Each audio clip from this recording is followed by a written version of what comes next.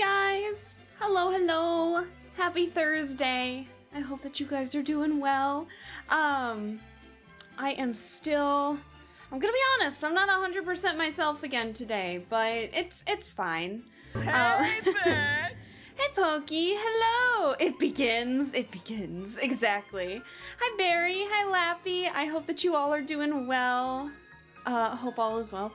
Yeah, it's not like today was bad. I'm not getting sick. I'm not tired, per se. Maybe a teeny bit, but, I don't know. I'm just... The old man is judging me. I don't know. I'm just still not 100% myself, I think. I don't think I'm sick or anything. I think it's just, I think I'm stressing myself out for, like, no reason. But it's okay. I hope that your guys' weeks have continued to go well, or are trying their best to go well, or anything like that. So, you know, and tomorrow's Friday, so we can't be upset when tomorrow's Friday, right?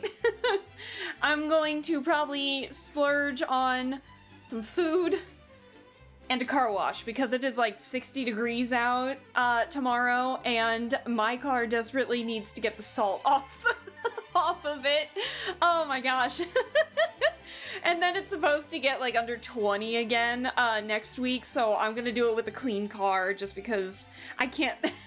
My windshields, not my windshield, but my windows are so gross right now because of all the salt. Oh no. And let me see. And oh god, hold on. Oh, how did we pronounce your name last time? Is it? Oh shit! Hold on. Oh my god, I feel bad. I said I would remember it, and then I proceed not to remember it. I'm so sorry. You caught me at like a time when I'm not 100% myself. I'm so sorry.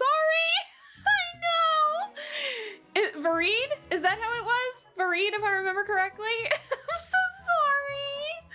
Oh no. I'm such a dumbass. Oh no. That is correct. Yay. Okay, at least I did something right. Today. Oh no. Better than I was this time last night. Well, that's good to hear that you're getting a lot better, Pokey. I'm glad to hear that. Oh my goodness. Yeah, hopefully the cold goes away. You have the weekend to just sit back, relax, and hopefully get better. I haven't washed my car at all. It's so crusty. I know, it's so crusty. It's been so cold that, you know, it wouldn't be safe to get a car wash. The places weren't even open. I remember the first day it got better, like the weather got better, I had to go to the grocery store, and there was like it's a mix of a car wash and I think for electric cars, like a parking station for you to charge your car up for electric cars. And I have to pass that to get to the grocery store, and it was like wrapped around the building. It was almost into the street because of all the people that were getting their car washed. I was like, oh my god, I'm just gonna wait. And actually there is a cheaper, I'm going to archery tomorrow, and so there is a cheaper place near where my archery place is, so I'm just gonna go there instead. So I'm holding out until tomorrow to get my car washed. So I'm getting a lot of rain next week. I'm letting the rain take care of it. You know what? I was hoping we were supposed to get like a thunderstorm yesterday. That did not happen, and we have gotten no rain. It's just been mildly windy at most. So I am ready to get this car washed. It is in desperate need of it. Is it a salt lick on wheels now? It basically is. It basically is, Barry. It is so salty. There is salt still everywhere in the road. All the snow is melted at this point, and then might as well just put the salt back up again, because apparently it is supposed to snow out, you know, alongside it being super cold. So, oh, jeez. It was busy in my area too last weekend, but like snow is all melting. Your car's gonna get dirty 5 seconds after it's out. Listen, all the snow is practically melted, at this point. But it's mostly for my windows. It's mostly for my windows. It's I don't know what it is. It's like, for some reason, it's like the humidity for some reason just wants to stick to the windows, and I can't for the life of me get it off. So it's just fogging up all my windows. I had to put the windows down to actually drive. I don't know what it was today. It was like the humidity just did not want to get off my car. It was awful. Your car is under assault, basically. At least your ride is now well seasoned. Oh no.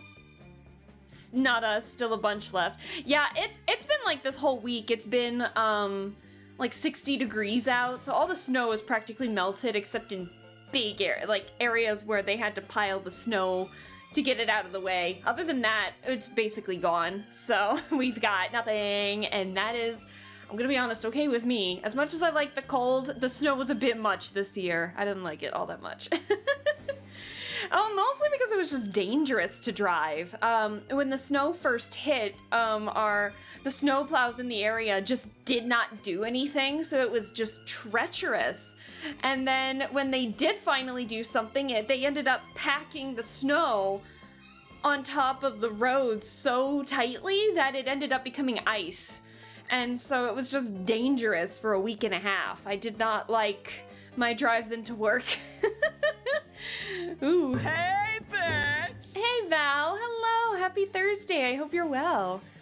Maybe the reason you're not feeling yourself is that your ride is rather salty. Hush and shush, Pokey. Shut up. Oh, no. Winter supremacy. Listen, I love winter as much as the next person, but this snow was a bit too intense, and the drivers around me are too stupid to be driving in the snow like this. Awful. And Val, thank you so much for the stream streak. I very much appreciate it. Well, yes. Traumatize me with the snow Alaska. I see how it is. God, this is an overpowering palette change. It's a pretty overwhelming one. It always tends to overwhelm me. When ice builds up, it can get lethal. Exactly. There were so many crashes heading into work, and I live 15 minutes away from work. So the fact that it took me some days 30 minutes to potentially 45 minutes because people would crash their cars in boulevards, blocking both lanes so no one can get through. I had to sit there and just be like, oh my god. I think it's time to blame Alaska Ball. Yes, we should blame Alaska Ball for scheming with Mother Nature. Mother Nature just said, fuck off 2026. Please be safe out there. Yeah, I will. Like I said, the snow is melted, but I got some really impatient drivers around me, and so they will risk life and limb just to get one car length ahead of you, and I have learned to just let them do it, so I am not a part of that limb being lost, basically. Hey, bitch! Hey, SK, hello! How are you doing? Happy Thursday. But yeah, what is it? On one of the boulevards that I have to take, I take a lot of boulevards to get into work. I take back roads. I don't need to worry about the highway. And so there's this one that's like right by a light, and it's like a curve, and then they're doing construction. So technically, if you're actually paying attention, you can see the blinking arrow. I can't see the end of the horizon. Hatsune Miku! So at the end of this curve, you can see, or like when you're at this stoplight, you can see the arrow pointing to make it the one lane, you know? For like just for a little bit, like a few feet, right? The amount of people that have nearly crashed into the construction site because they weren't paying a lick of attention straight ahead to see a blinking light to get over, and then they're shocked that they have to get over. They're like, oh, the audacity of having these cones and this light and these workers in my way. And I was like, are you fucking kidding me? And then everyone else has to accommodate for the loser because they don't want to slow down, so they're basically just like merging into a lane without looking. And yes, there have been accidents over there by people ramming into the side of other people's cars. It sucks driving around here sometimes, I swear. Just chill out. You can sit at a red light for a little bit and you can slow down. It's fine. You don't need to be going 50 in the 35. That's all I'll have to say. Oh, man. It's rained every time it snowed where I live, though hasn't improved anyone's driving. Still been almost rammed into 5 times in a 2-hour period. God, Vareen, I know the feeling. The amount of times that I'll look behind me and people are just speeding right behind me and they just, the way that they brake, it seems like they're putting both feet on the brake at the last second, I swear. And as someone who has been rear-ended in the past, but at full speed on a highway before because of stopped traffic and the person was not paying attention, having my tiny little Ford Focus get, hit in the back with a giant SUV at like 75 miles an hour because the bro wasn't paying attention to the traffic coming to a pinpoint stop. It kind of traumatizes you a little bit. So every time I see someone coming in my rearview mirror a little too fast, I like grip the steering wheel a little harder and I'm just like, brake, you idiot! Like, chill out! The red light isn't going... The red light isn't going anywhere. No one is. Moreau unfocused your Ford. Yeah, they did. Paying attention is the deal breaker. I guess. It's awful out here.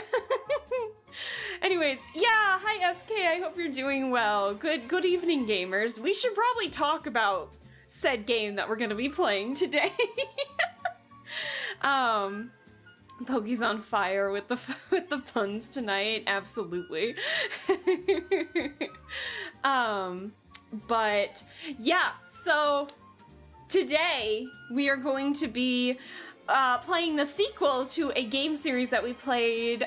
We played the first game back in... We did it as a Spooky Spectacles in October of 2024, so it was like a first impression stream. Loved it a lot, and then I ended up continuing a series, I think in late 2024, if I remember correctly. So I think it was, what was it? Yeah, November of 2024. And that was Paranormasight, The 7 Mysteries of Honjo. I very much enjoyed that game. It was a horror, psychological, thriller, visual novel kind of thing, and I had so much fun with it. I am excited to continue with this series because the new game that came out, The Mermaid's Curse, Paranormasight, The Mermaid's Curse, it came out today. So your girl has bought it and it's ready to go. I'm excited. We are going in blind today. I always go into games blind for the most part, but like it came out today, so nothing can spoil me this time. God, has it been that long since I recommended it? I know. Like, where did 2024 go? It's been that long. What do you mean I don't have the right of way all the way? Very please. I hope they have more bird stickers. I do too. Those bird stickers in the first game were so good. I had so much fun looking for those. I'm good. I'm all wrapped up and ready to visit Sleepy Time Junction. Hell yeah. Well, sit back and relax, SK, because, well, I don't know if this is the game to do that, but it's visual novel, so I hope you don't mind my voice acting. I think it might be a lot more chill, though, compared to whatever the fuck was happening in Aviary Attorney. I had so much fun voice acting, doing, like, the voices in Aviary Attorney. That was so much fun. But I am super excited to continue another visual novel series, and I hope that you guys are ready for more adventures. Alaska's gonna read you a bedtime story. Yeah, pray it does not give you nightmares. I will give you a forewarning. I'm gonna turn off the music here. And I'm gonna get the game started. I have been messing around. I don't know if it's the game or I don't know if I am just losing my hearing, but I messed around with the audios for a little bit here for the music, sound effects, ambient sound, and everything like that. So it's gonna start off loud, probably. If it gets too loud, or if it's too loud where it's overpowering me trying to talk, you guys know the drill. Just let me know, and we'll adjust the volume from there. But did you finish Sparrows in the game? I did. We ended up continuing it to get all of the endings, and I think we ended on like the best, most unserious ending of the game, and it was fantastic. Open the door. Open the door. I forgot I had that. Open the door. I forgot I had that. Oh my god, T-Pal, hello. Thank you. Yes, I'm getting the game started, I promise. I forgot I had that, I'll be honest. How are you doing? I hope you're well. You're just in time. We just finished talking about bad drivers, and now we're getting into me transitioning over to the game. So, forewarning, it might be loud when I first start up the game. Just bear with it. And Ignis is here too. Hello. Hi. Look at that little Pikachu emote. Aww, so cute. Yeah, all of your emotes have been so cute. It just makes me super excited. Yeah, look at all these cute little emotes. I love the SK one too, of like creeping up to the front. Oh, it's so exciting. But yeah, you guys came in just in time. We are getting ready. Pokey's ready. Guys, do you think Pokey's ready? I don't think Pokey's ready. Nah, Pokey seems the least enthusiastic out of everybody in here. Alright, cool. I will get the game started, I promise. But just as a forewarning, music might be loud. So, and give it a second to load on the screen. For some reason, it takes forever for OBS to recognize that the game is opening up. So you'll hear the music first. But I'm excited to play! It'll pop up, I promise. There it is. There it is! Iconic! Oh, I'm so ready. I think this is the loudest the music is going to get, but we'll see how the game pans out. Dude, welcome! That's an epic intro for real. I know, the music in the Paranormasight, in the first game, was so good. The opening theme especially. So I'm glad they kept it. I was like, I wonder if they're gonna change it up or anything. I'm glad they did it. I'm so calm. Hi, dude. Hello. But yeah, I think this is the loudest the music is going to get. But we'll play with the settings and everything as the game continues to see what pans out. So you guys just let me know if the sound effects are too quiet, too loud, music, same thing. And we'll go from there. Alright, so we're getting ready to play Paranormasight's new game, The Mermaid's Curse, which is not... It's not the... This is really funny. There is another game that I am waiting for. It's supposedly supposed to come out in the summer, where it is yet another sequel involving a mermaid's curse. And so we might be playing 2 mermaid games this year.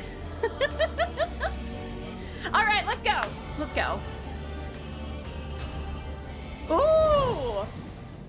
Ooh. That was a cool transition. It's you! Oh my gosh. Fantastic. And it's the storyteller! He's back! Oh my gosh. I hope it starts with a guy killing a bunch of people for a woman he just met again. Bro, Pokey. The creature is back. Yeah, how is the... How is the volume? It's a little loud on my end, but let me know how it is on your guys' end. I can deal with it being loud on my end if it's all right on your guys' end. Hi, Zep! Hello! Okay. Seems fine. Okay, fantastic. Let me know if anything drastically changes. My apologies for the wait. Welcome, welcome. Hello again, storyteller! How wonderful it is to see you again. I am the storyteller, your guide to the world of Paranormasight. Why is it not in all caps, bro? Now then, I understand you might be keen to dive into our story. But there are some important matters I must address first, so please bear with me a while longer. I need to draw this guy.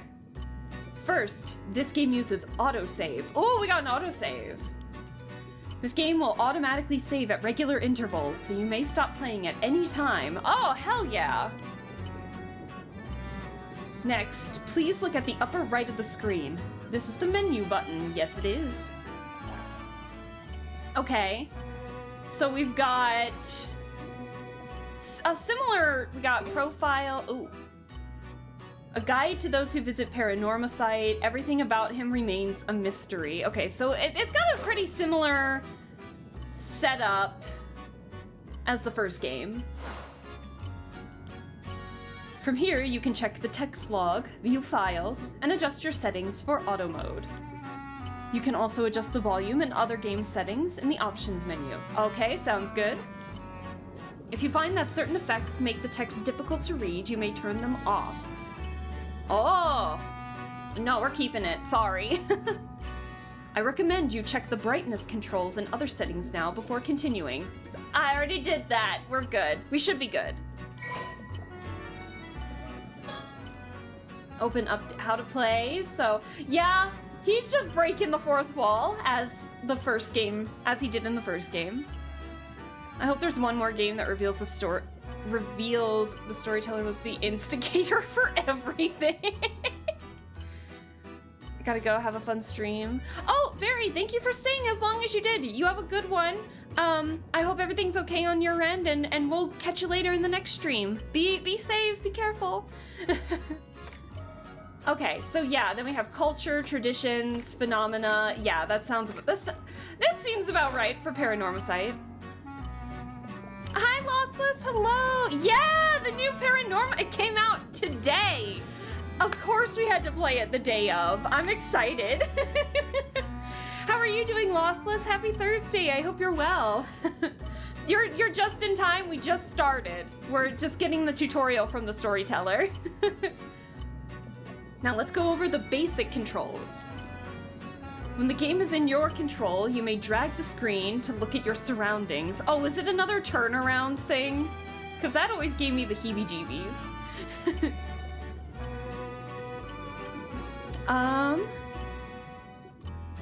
What is it? It's fine, could be a touch lower if you want. Took tomorrow off work, so I've got a long weekend. Hell yeah, Lossless. Glad to hear. Do you mean like the music could be a touch lower? Is it overpowering, T-Pal? Uh-oh. Let's see, you may drag the screen to look at your surroundings. You'll once again become able to move after this, so try taking a look behind you before turning back to me. You'll once again be able to move after this, so try taking a look behind you. Drag the screen to look behind you, then look back. Is it gonna be a jump scare? Where'd he go? Where'd he go? Bitch, where'd he go? Okay, there he is. Oh no. Wonderful, well done. He scared me. He's in the walls. You may also select the face of an individual in front of you to talk to them. Please go ahead and try and talk with me. Hello. Bravo, a fine display. There are times when you'll be presented with options such as these. What is this place? Who am I? Who are you? What is this place? Do not fear, you'll come to know where we are eventually. Once you've seen everything as an once you have seen everything an option has to offer, a check mark will appear next to it like so. Who am I? Oh? So you've forgotten who you are, have you? But there's no need for concern. It is for that reason that I am here to guide you, after all. You may be confused at first, but continuing through the story should allow you to remember your true objective.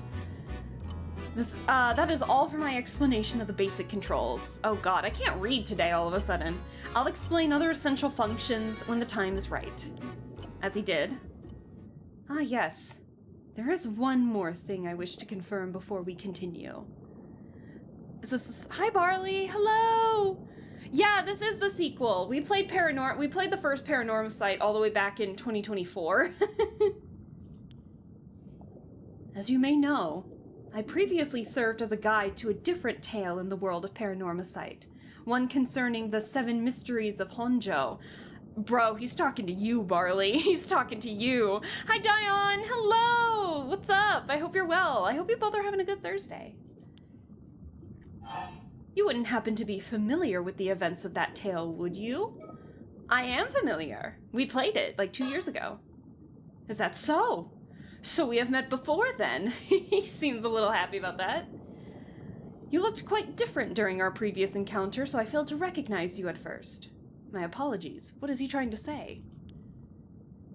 In that case, there is nothing I need to warn you about. What do you mean? What do you mean? Well, I believe I have kept you waiting long enough. The tale you are about to experience concerns a number of legends passed down in Isa Bay, a stretch of sea bordering the Mie Prefecture. Specifically, those legends involving mermaids. Yes, as the subtitle suggests, our subject this time is the widely familiar Mermaid.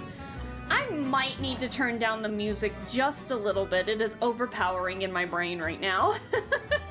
Let me adjust the audio real fast. Hold on.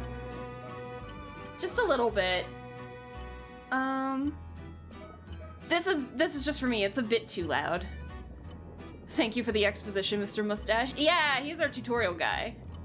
How are ya? I'm a little better than I was yesterday, but I'm still like not 100% myself, but I'm not sick or anything, which is good. Let me see.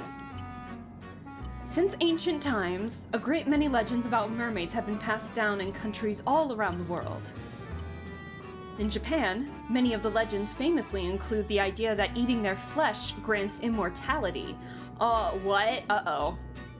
The tale of Yao Bikuni, which continues to be told in such places as Wakasa Province. Wakasa? Modern-day Fukui Prefecture is perhaps the most well-known. These legends have spurred those with a yearning for immortality to seek out mermaids since ancient times. Of course, as I just mentioned, these are only some of many legends concerning mermaids that exist across the globe. Indeed, many have sought out mermaids simply due to fascination with their status as rare and mystical beings. They have also served as the inspiration for countless creative and artistic works throughout the ages. Yeah, like the hit, H2O. I don't know, why did I think H2O first? Do you guys remember that show, H2O? Oh my god, I remember that one. Oh no.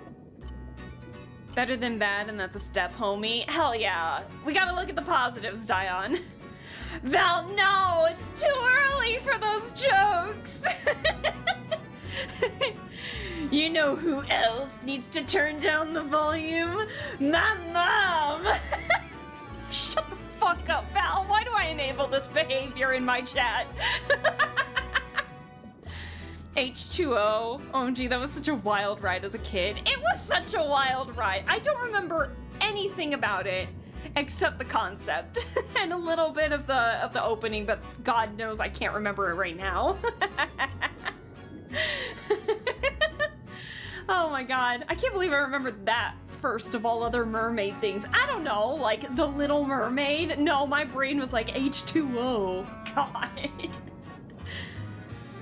Alright, it would seem that mermaids possess a mysterious charm that has captivated the human heart for a myriad of reasons, irrespective of era or culture. Okay. I like the little new icon. Let's see. Also known as the Sea of Issa, Issa Bay is an enclosed bay located in central Honshu, the Japanese mainland. Although its exact range varies, in this game it refers to the area of sea surrounded by land up to the line drawn from Cape Irago in Aichi Prefecture to Cape Dio in Mie Prefecture. Mermaids. Holy shit, that's an explanation. Well, he kind of told us about the Yaobikuni one already, so let's see. I do like this picture. Play of the Nereids? 1886, okay. Sirens from Greek mythology, sea monsters that over time came to be represented as the familiar half-fish, half-human figures.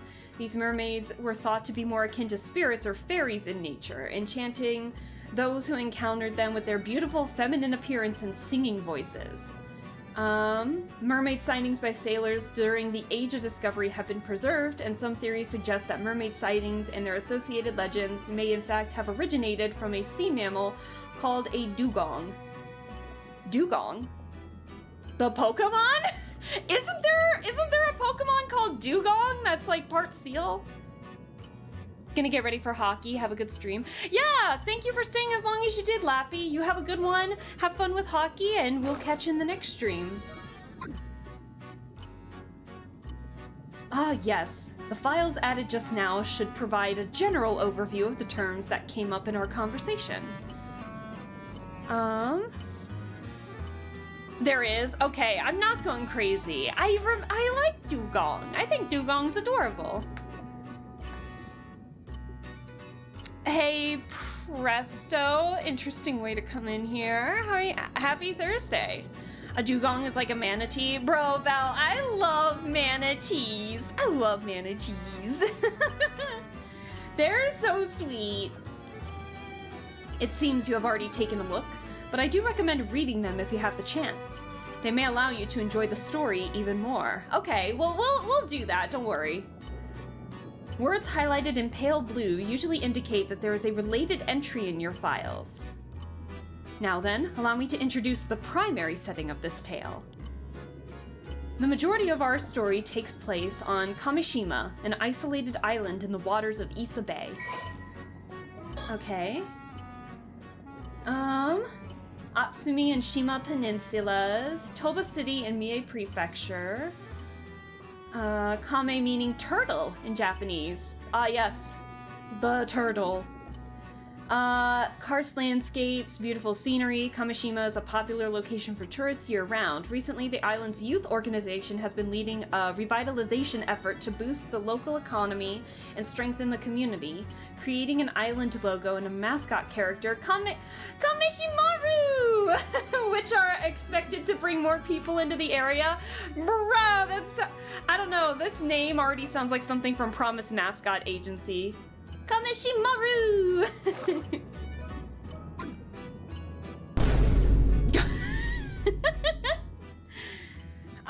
There's a dugong in Pokemon and then the dugong on Earth. Yes! Oh, so it's definitely the manatee inspiration. Has dugong been a manatee this entire time? I always thought dugong was a seal. I'm not smart. Oh, excuse me. You'll experience events through the... The fuck? Oh, someone's just revving up their fucking car. Hold on. Ugh. You'll experience events through the eyes of a young resident of the island, one Yuza Minakuchi. Minakuchi. Okay. Yuza Minakuchi.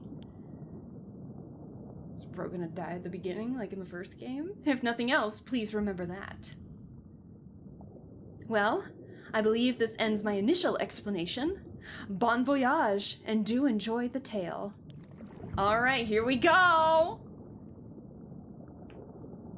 Best boy. Best handsome man jump scare. Hell yeah. Story's a work of fiction. Kamishima is a fictional island with no counterpart in reality. Interesting. Oh, did you see the little turtle island and the now loading? Did you come to me, or did I go to you? I cannot recall whether it was a dream or reality. I cannot recall if I was asleep or awake. Bro, look at the 3D on this. August 7th, 1980-something, Toba City, Mie Prefecture, Southern Sea. We're in the middle of nowhere. Right. This should do it. All good to go, Yuza? Yep, as ready as can be. I feel so light. I bet it could even outswim a shark. Don't try it, bro. Do not try it. No, more than that. I was born for this moment. The legend of Kamishima's patron saint of diving begins today. Patron saint of diving. Kamishima Youth, Yuza Minakuchi. Let's see. Male, apprentice ama diver, 18 years old. A young man born and raised on Kamishima. Although generally quiet and serious, he has an eccentric side that often sees him make jokes and wisecracks with a straight face, catching whoever he's talking to off guard. After losing his parents in the large-scale maritime accident 5 years ago, he was raised by his grandmother, veteran ama diver Tsuyu Minakuchi. He briefly found work at a seafood processing plant in Toba after graduating high school earlier in the year, but upon hearing that Tsuya had injured her leg, forcing her to retire from diving and causing difficulties in her daily life, he quit his job after only 3 months and returned to Kamishima. At present, he is caring for Tsuyu while looking for work on Kamishima and has recently made the decision to follow in Tsuyu's footsteps and become an ama diver himself. Although he's been unable to bring himself to enter the sea since the disaster 5 years ago, he's hoping that his previous aptitude for swimming will lend itself to a natural talent for ama diving. His current diver rank is 1. Oh my god, there's a lot of text. I forgot how much text is in this game. Quiet and introverted, as a child, he began to show a more animated side upon befriending Azami Kumoi, a boy his same age, and it eventually became a common sight to see them getting up to mischief together. Although the maritime disaster 5 years ago saw a drastic shift in the way most of Kamishima's inhabitants treated Yuza, Azami alone continued to treat him the same. Even now, it is not uncommon for Azami to find himself caught up in Yuza's eccentric exploits, but he is always quick to laugh and follow his lead. Okay. Okay. It's the best friend with the spiky haircut. I love it. Whoa, that sounds pretty impressive. But this is your first time diving out in the bay, so don't push yourself too hard, alright? Yeah, I know, it's my first time, but somehow I'm brimming with confidence. I just know I can land a massive haul if I try. I'm glad to see you're raring to go, but make sure you don't go too far from the boat at first. Best friend, Azami Kamoi. Best friend. I want that title in a horror film. Best friend. Alright. Fisherman, 19 years old. A young man born and raised on Kamishima. He has been friends with Yuza Minakuchi since childhood. He has a friendly and caring personality, and his willingness to help those around him has made him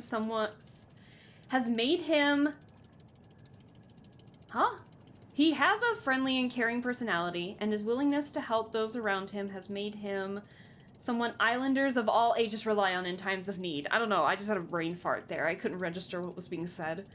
His father was a fisherman, and he accompanied him out to sea on his boat from a very young age. As a result, he grew up never doubting that he, too, would one day become a fisherman.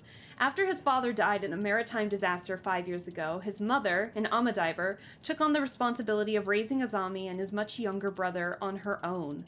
During the closed season for diving, when his mother worked on the mainland, Azami was responsible for looking after his brother. After graduating middle school, he refused his mother's suggestion to attend high school and quickly obtained a 4th-class boat pilot license while helping with fishing around the island. He's now able to take on his father's small fishing boat, the Sayun Maru, out on fishing trips on his own. He has a frank, easygoing relationship with Yuza, his childhood friend, and the two often get up to mischief together. Although he was happy for Yuza when he left to attend high school on the mainland and later found a job there, he also felt somewhat lonely. For this reason, he secretly welcomed the news that Yuza would be leaving his job and returning to Kamishima to take care of his grandmother. Interesting. There's gonna be a lot of reading these updates at the beginning of the game, so I am sorry if that bores you guys, but I find it very interesting. No need to worry, Azami. You just focus on getting the grill ready. We're having a feast tonight. Fish! Fish food. I'll hold you to that. Okay. Uh-oh. There's a diving minigame? The diving minigame will now commence. Follow the instructions to get used to the controls, then press dive when you're ready. What? What is this?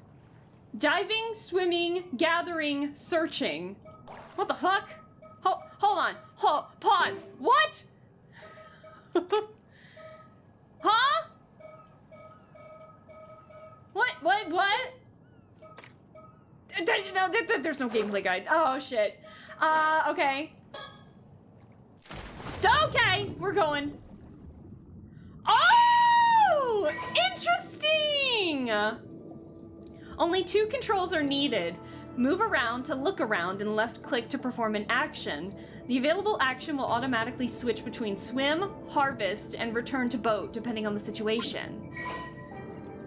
Areas where sea creatures are located will be marked with an exclamation point. Begin by looking around to try and locate any potential catches.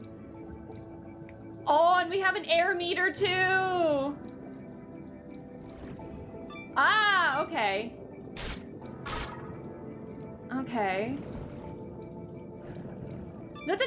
Stop. Your oxygen gauge will decrease when diving. Be sure to go back to the boat before it runs out. You can view the boat. You can return to the boat anytime by turning your viewpoint upwards and selecting return to boat. Your remaining oxygen will continue to decrease on the way back, so don't wait until it's too late. Ah, shit. Oh, I drowned! I drowned! Whoops. I just got an achievement that said terrifying experience at sea, and then the subtext just said fail. Whoops. Okay. Okay.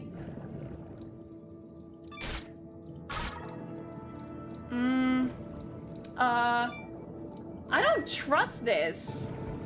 Look how much of my air gets depleted.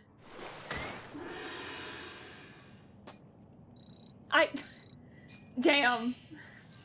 Wow, guys, 17 points. That covers the basics. Replay the... No, I think I got the basics.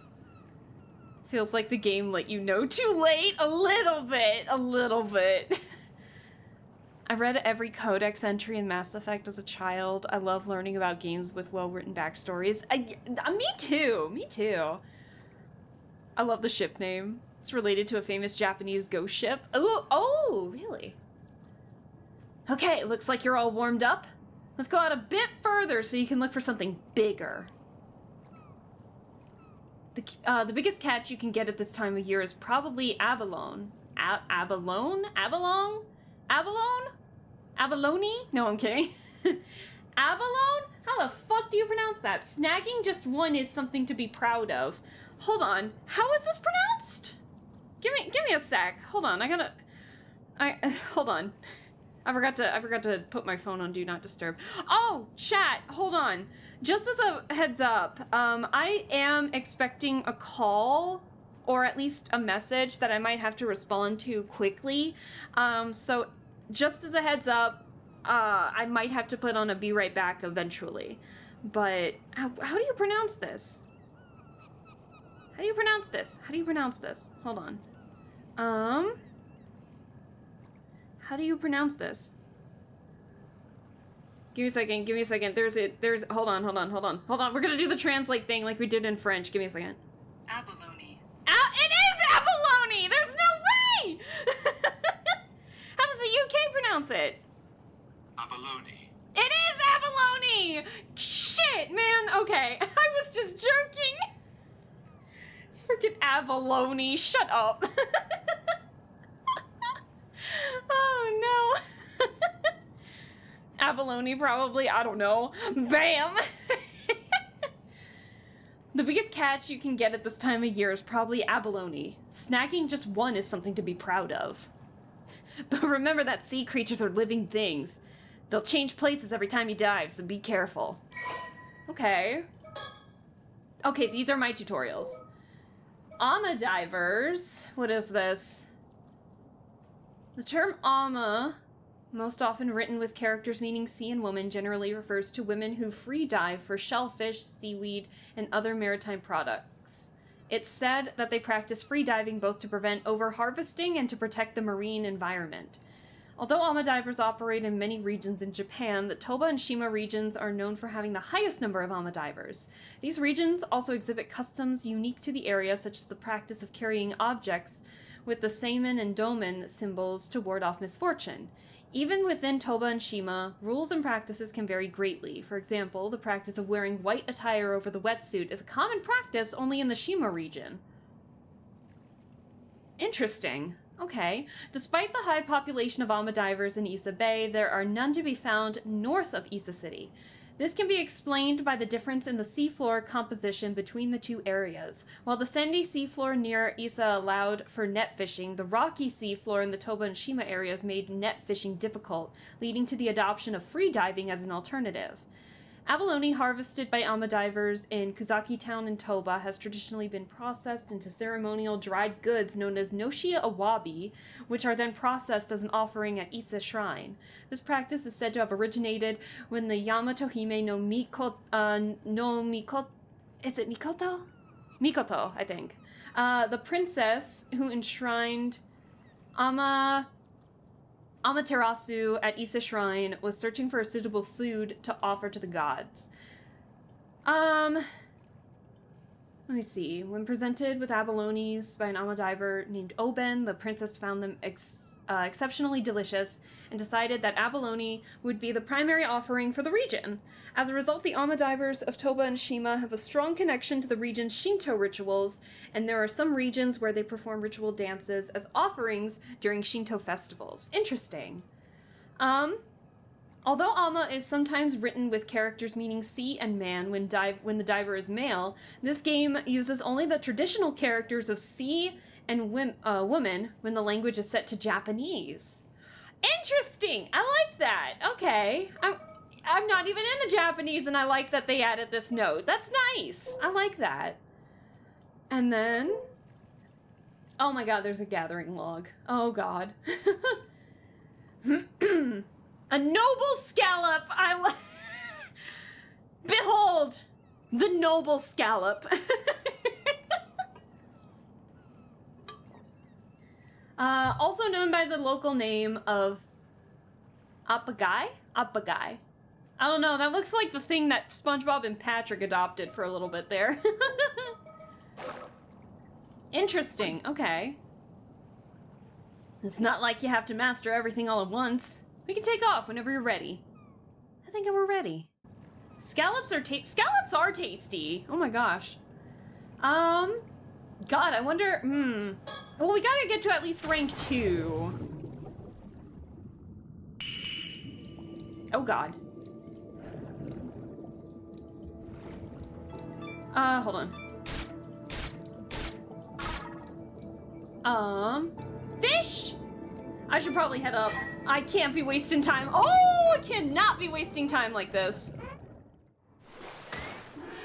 Oh god. 49 points! Ooh! And we got a rank up, okay.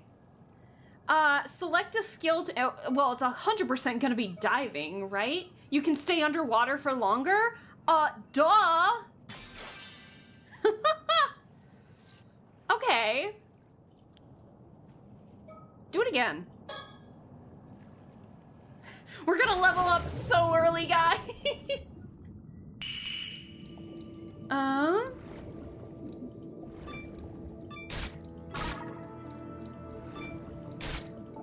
Okay. That might be too far away. I don't want to risk it. Because I'm already, like, past the halfway point. This is interesting. Okay. What do you guys think of this? Oh, I didn't make it! Oh, we gotta dive again. I'm sorry. Hold on. Hold the phone! Ooh, okay. A sea urchin. Okay. Okay. Return to boat. I don't trust myself. I feel like I'm gonna die. Ooh, 74 points. Okay. Yeah, I wanna see how long I can die. Is everyone gonna have this option, I wonder? Hold on. We gotta do this again. I gotta know something. What else should we invest in? We must gather the sea urchins.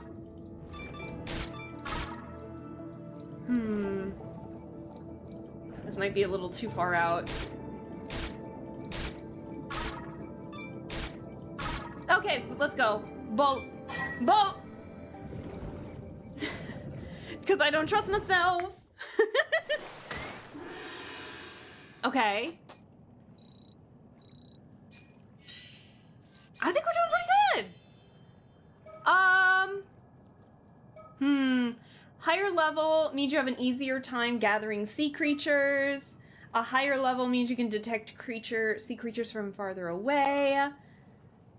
Means you can swim faster and return to the boat faster. Ooh. It's an interesting addition to the game, that's for sure.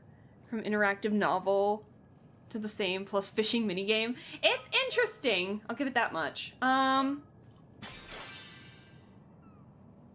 I kind of want to keep going until at least I get more. I want to level at least everything up by the second level, so give me a second.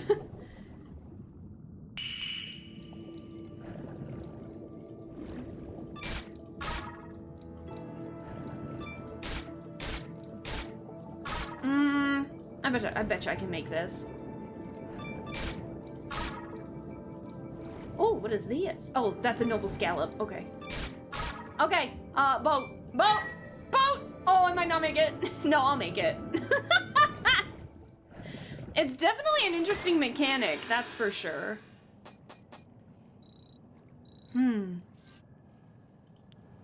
Okay, let me get to at least level 5, just because I wanna.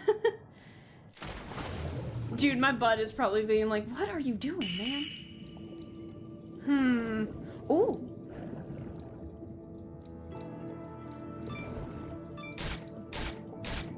What the hell is this? Huh?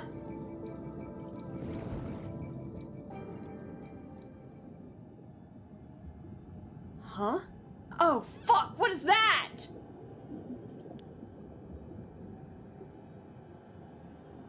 That's me! What the hell is that? That's me! Uh-oh. No, get away from me! Oh, shit!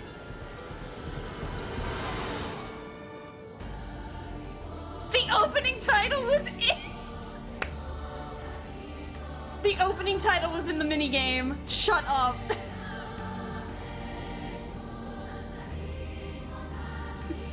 Uh-oh. Uh-oh.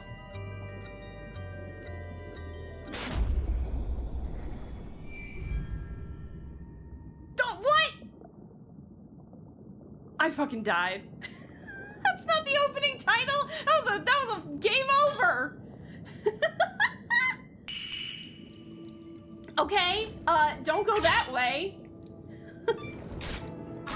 Don't go that way.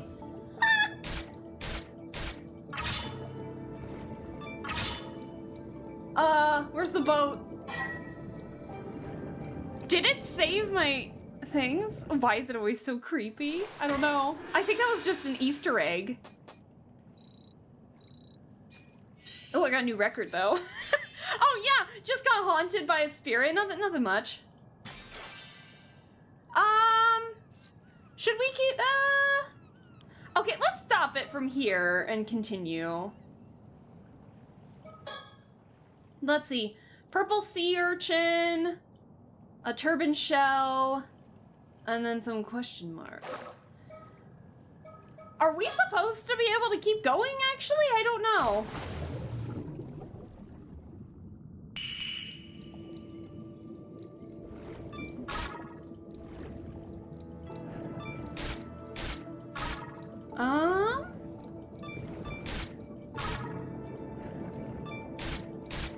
That's really interesting that they did that. Oh shit, yeah, I should probably go. Go! Oh, that's kind of close.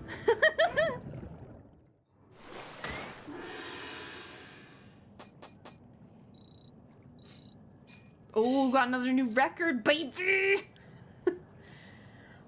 Are we supposed to be finding the rare stuff? I don't know, actually. Well, we got an abundance of scallops, at the very least.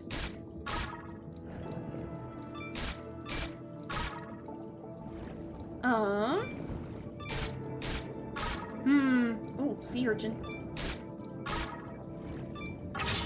Okay. I'm sorry, guys. I'm already addicted to the minigame. I just want to level up so bad. I want to level up so bad. 182 points. Okay. Yes. Do we need searching?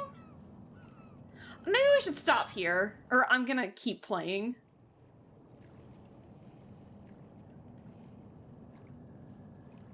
Right. Let's leave it at that for today. Good job out there, Yuza. You managed to get a fair bit of diving in, huh? I bet you feel like you got a better grasp on things now. I mean, I saw myself come at me and kill me, but yeah, I think it worked out just fine. For sure. I feel like my diver rank's gone up at least a bit, too. Yeah, we're diver rank 6 now, baby! So, you feel any different now? Did your body undergo any weird changes? Oh, about that. Nope. I feel exactly the same. Why are you making that face? He just immediately gets seasick, throws up over the edge. Nothing's changed. I'm the same old Yuza I've always been. I guess we were a bit off the mark, huh? So what do you want to do now? Should we call it a day? Talk about the creepy hole. Azami. I love that they didn't get rid of, like, the lips puckering for like, some of these characters. I always loved these faces in the first game. Before we head back, could we talk for a bit? Sure, what's up?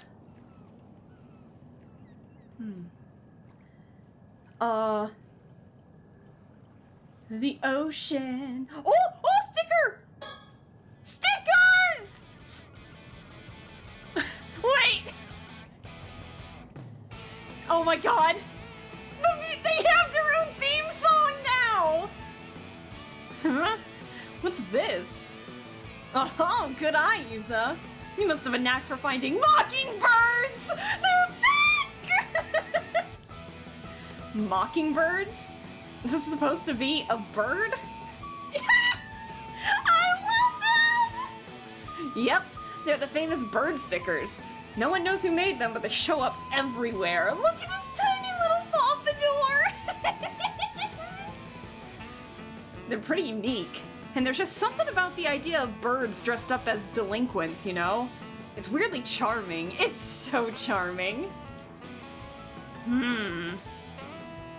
I was real surprised to find one on my boat, but decided to leave it be. to commemorate the occasion, I guess. By the way, that's Mockingbird number 8. Tit for tat! He's a long-tailed tit! Ah! Why don't you take a note? Why don't you take any note of what? Fuck, I can't read. Why don't you take note of any you find? Maybe they'll bring you good luck. Huh. I guess there's more to these mockingbirds than I thought. Oh my god. Well, we already know what the mockingbirds are. They were in the first game. We collected them all. And there's 20 of them here. They have their own theme song this time! Ah! Tit for tat. I love it! I love it! Oh my god. That just sparked some unbridled joy right there. Oh my god. The fishing boat. The Sayun Maru belongs to Azami's family. I don't have a boat of my own, so Azami was kind enough to bring it out for me. It used to belong to his dad, so it's getting on in years, but he takes good care of it. It seems he's hoping to keep using it for years to come. Okay. Kamishima is located in the waters near the entrance to Isabei. As such, there are strict regulations on both the times and places Amadivers are allowed. Amadiving is allowed. I'm still struggling to process what just happened. I've got to tell Azami. It's a little turtle! It's a little turtle keychain. So cute. Oh my gosh. So, when I was diving just now... Oh, so it did happen. It wasn't a game over. A giant hole in the seabed you've never heard of before? Yeah, the rocks around it look like they just only recently collapsed. So I think it probably opened up within the last few months or so. Ah, now that you mention it, there was a pretty big earthquake around here around 3 months ago. Maybe that has something to do with it. The mermaids are loose. Oh, that's right. That would have been before I got back. Anyway, if you saw a giant hole on the seabed, you'd be curious about it, right? I sure would. Curious enough to try and take a look inside? It'd probably be dangerous, but I guess I might, yeah. Right, so when I went closer to try and get a better look... Did you see anything? Well, when I looked down into the hole, a ghost or something that looked just like me suddenly rose up from the depths. That is so creepy. A ghost that looked like you? It swam towards me with its hand outstretched. It looked like it was trying to hand something to me, or maybe it was trying to tell me something. Man. What did you do then? Did you take its hand? Did we? I did. I felt like I couldn't resist somehow. I guess even the patron saint of diving does foolish things sometimes. The only thing I was a patron of was carelessness and a lack of proper vigilance. Sounds like there wasn't much you could do about it, though. Hey, Yuza. The thing you ran into... Do you think it could have been a Tomokazuki? A Tomokazuki? The hell is that? Tomokazuki? What is that? This is Azami Kumoi, my best friend. I've known him since we were both kids growing up on Kamishima. When I told him I wanted to become an Ama diver, he was quick to offer his full support. Is the volume still good? Hi, Calderson. Hello, hello. How are you doing? My eyes. Let's see. A Tomokazuki, huh? But why would something like that be here? That's Kamishima. That island on the horizon is Kamishima, where I was born and raised.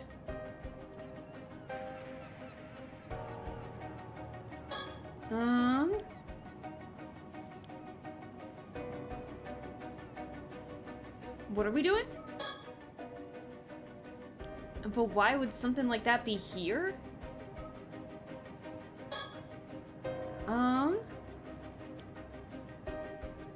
Oh, what am I doing? Hold on, we've already read all this. Am I missing something? God, we're in the middle of nowhere! Hold on. I love this effect. Hold on.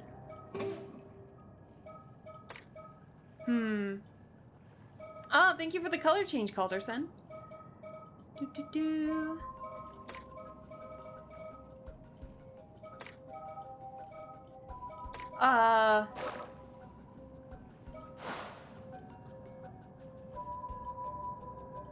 What am I doing? Oh, the talk! I kept looking at him, not talking to him. I forgot that it's like at his face. Huh? You've never heard of it? Well, I guess not even all the folks around here know about it either. It does sound familiar, though. The Tomokazuki is a sort of ghost story around these parts. The story goes that sometimes when diving, an Ama diver will come across another version of themselves.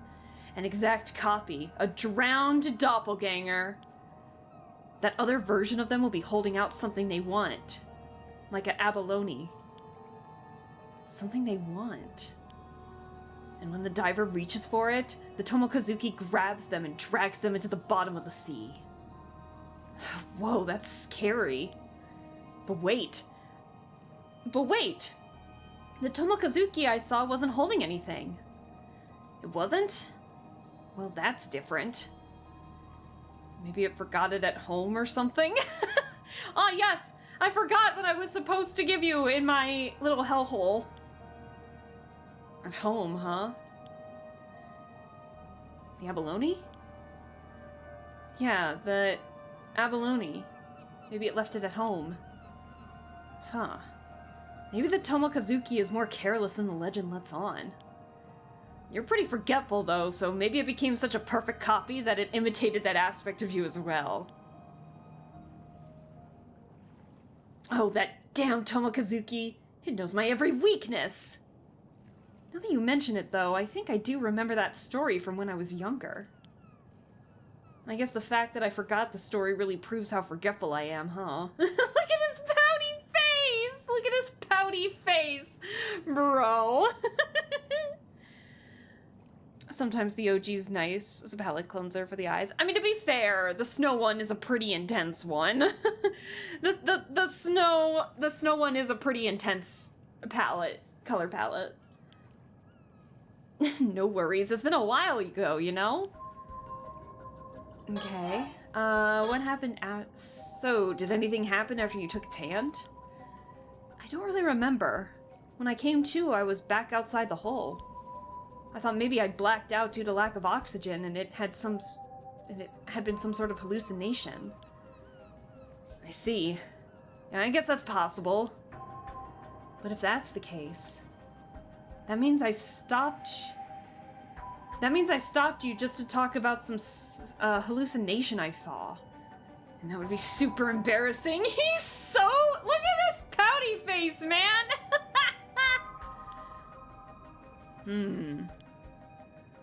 Some people do say the Tomokazuki legends might have come about because of divers seeing things when they ran out of air. But hey, it's no big deal, even if it was a hallucination. The most important thing is that you're safe.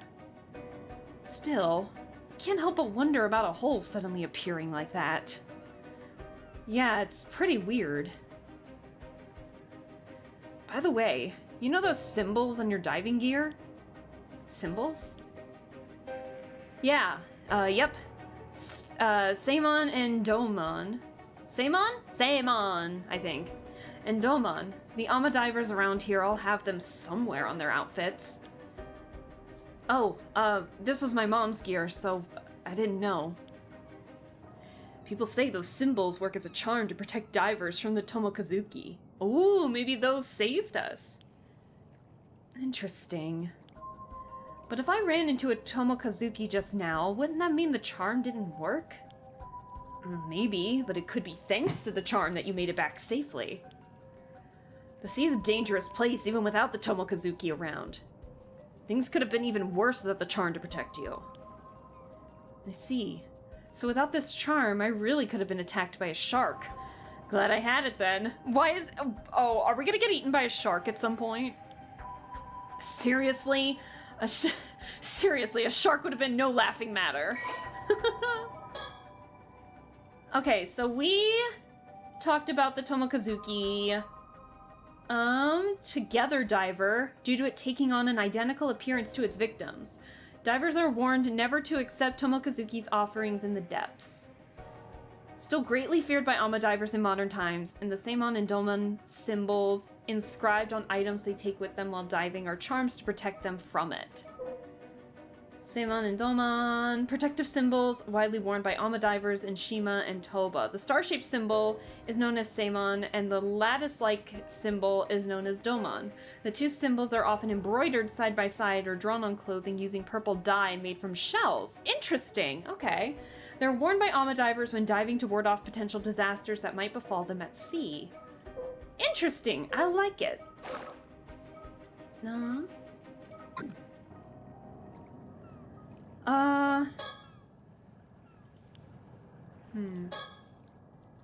Hey, Azami. About the Tomokazuki just now. Yeah? Do you think it has anything to do with what we're looking into? Recollection? Recollection? Huh? Huh? Unlocked past recollection chapter. Yuzu Minakuchi, something I want to do. Oh, hello! Hi, storyteller! What's up? Uh-oh. My apologies for the interruption. I'd like to take this chance to inform you about a unique ability of yours, the recollection feature. But to make things clear, I must first tell you about the story chart. Oh, we got another story chart! From here on, you will return to this screen, the story chart, at breaks in the story. You see, the story you will witness will not necessarily unfold in chronological order. This screen will allow you to see where each chapter lies in the grand scheme of things, as well as select where you wish to proceed next. The icon for a chapter... If the icon for a chapter is not dim, that indicates it has not been fully completed. Okay.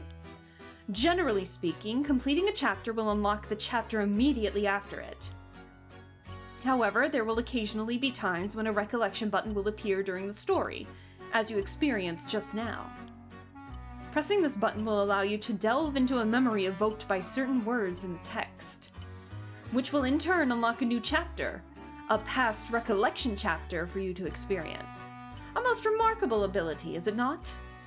Once you have unlocked such a chapter, it will become available in the story chart for you to pursue as you wish. This ability will be key in unraveling the tale before you, so do be sure to press the recollection button when you see it come up. With that, please enjoy the continuation of this tale. Well, thank you, storyteller. If so, could your mom have become an Ama diver because she wanted to find the Tomokazuki? What? But she wouldn't have worn something with this charm on it if that were true, right? Good point. Oh, I can't do the story chart yet. Okay, interesting. Is that all you wanted to talk about? There's more. No, there's more. Actually, this might be the most important part. I realize there's something I need to do after this. Something really important. Hey, so you found a lead down there after all? I'm serious. If I don't pull this off, something terrible's gonna happen. Hey, I believe you. Go on, tell me everything. I love their faces. There we go. Okay. Ah! Okay, so there's the diving right there, so we can either continue. So this is when it's dim, so we completed this chapter, so we can either move forward or go back. Let's go back. Let's do a past recollection. Something I want to do. Recollection. The day before he sets off for the sea as an Amadiver, Yuza Minakuchi asks Azami Kamoi to meet him at the Kantekisho ruins. Hi, Yuki. Hello. Hello, hello. How are you doing? How are things? Happy Thursday. I hope you're well. I see. If you say you want to be an Amadiver, then of course you've got my full support. I don't know what voice to give him. He said a freaking follow! But something tells me you're not just doing this for Suyu. People are bound to talk if you become an Amadiver here. You must have some other reason. One big enough to risk everyone ruining their mouths. bitch! Running their mouths. Hey, Sona! Hello! Dude, I love how fresh this setting looks. Like, you hear the wind blowing, and you can... It's like I can smell the sea air from it, you know? It just feels refreshing. I love it. Bad since my Discord is acting weird. Didn't they just start the implementation of that age verification thing? That might be it. I know that they were pulling that. I know that they were trying that shit. I'm not happy about it, but I heard that they started doing it early. But sorry to hear that that's happening, Yuki. Hello. Hi, Sona. Hello. We're playing the new installment of the Paranormasight series. Hurrah! The Mermaid's Curse. No, it wasn't the age thing. Maybe it was. I don't know. Oh. I don't know. I haven't been blocked from anything yet, but I mean, to be fair, I'm not really in anything that's like 18 plus or something, so it's not like I'm gonna get kicked out of stuff, hopefully.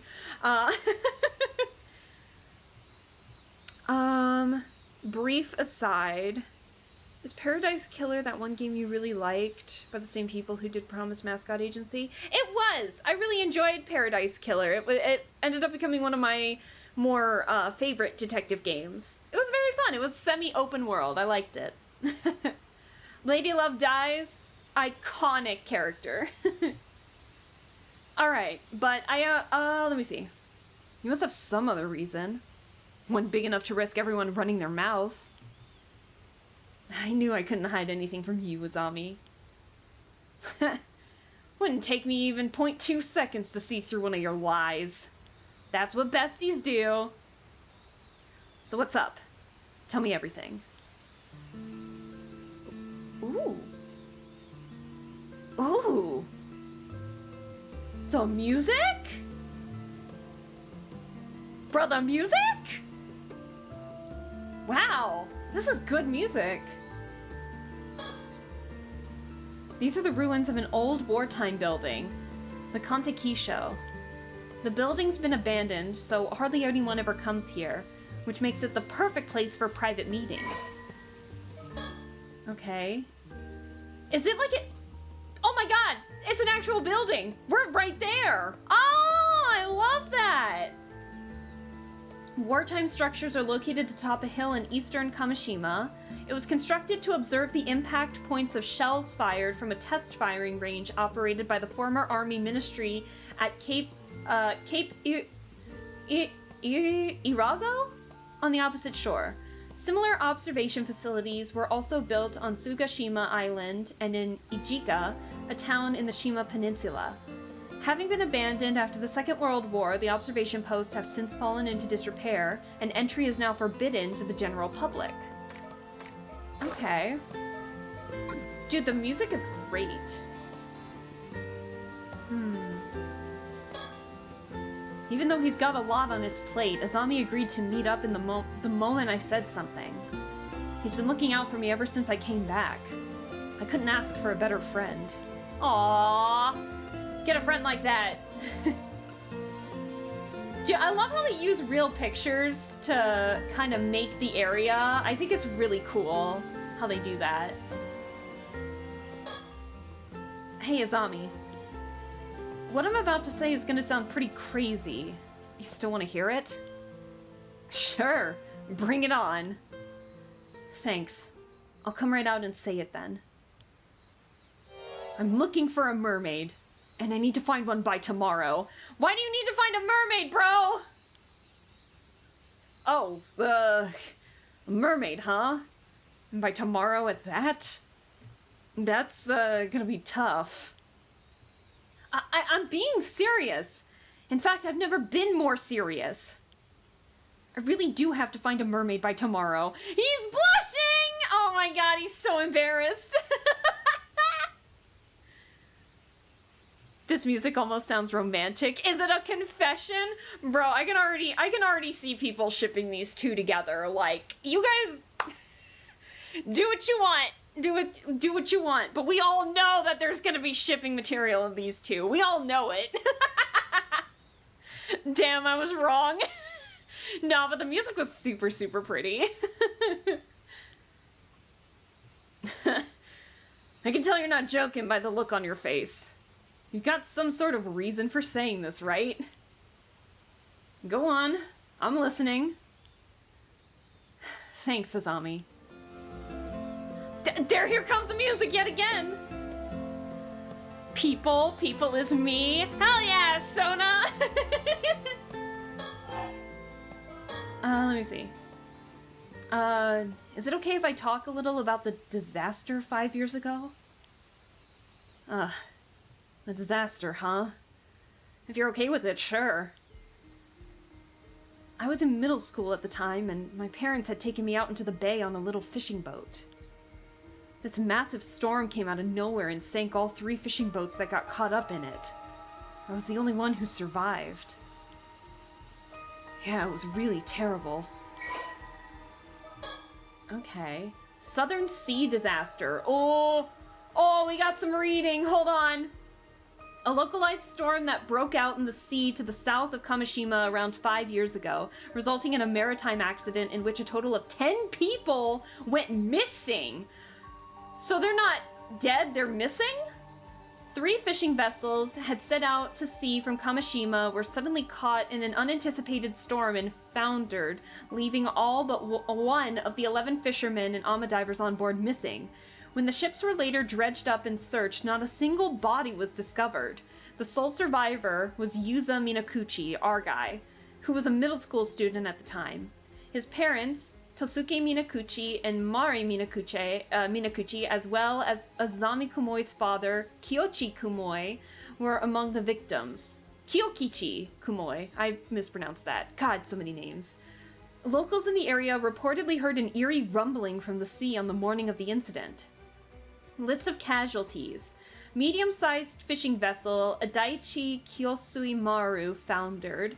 Captain Kyokichi Kumoi and all 5 crew members reported missing. A small-sized fishing vessel, Ome Maru, foundered. Captain Yukiji Nishikawa and 1 passenger, identity unknown, reported missing. A small-sized fishing vessel, Minakuchi Maru, foundered. Captain Tosuke Minakuchi and 1 other crew member reported missing. 1 passenger recovered with slight injuries.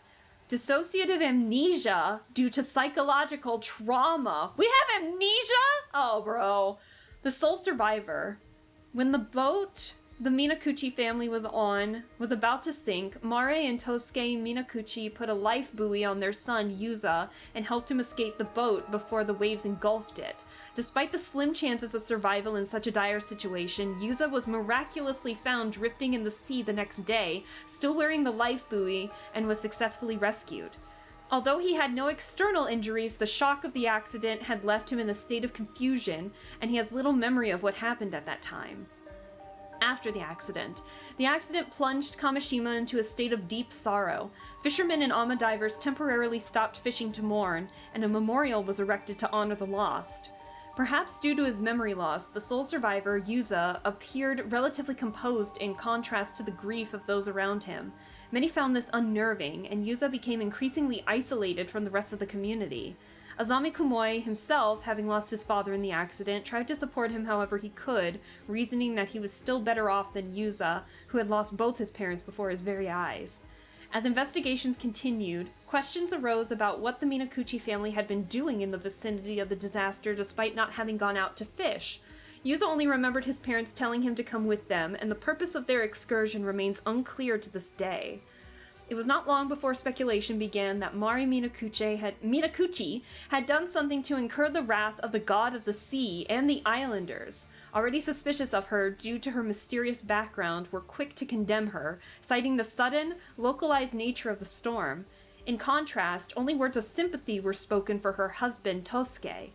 As rumors that Mare had brought disaster to Kamishima continued to spread, Yuza's grandmother, Suya Minakuchi, sent him away from the island to board at a high school on the mainland.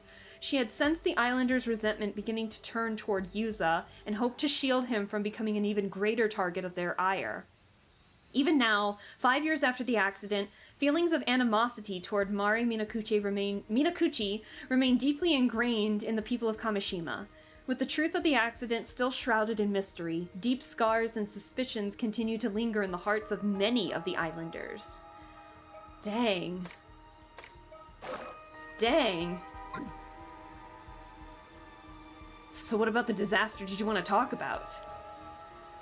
Well, I've recently started to remember some things about what happened. Ah!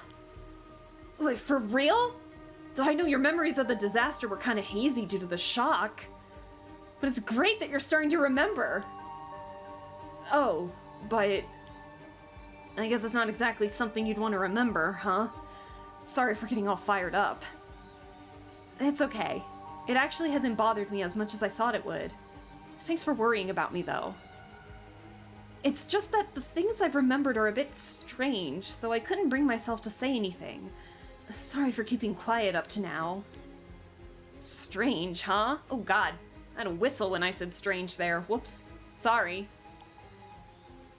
Well, I can see why you'd want to keep it to yourself, all things considered. Don't sweat it. So about the accident. When we ran into the storm, our boat got caught in a whirlpool and started to sink.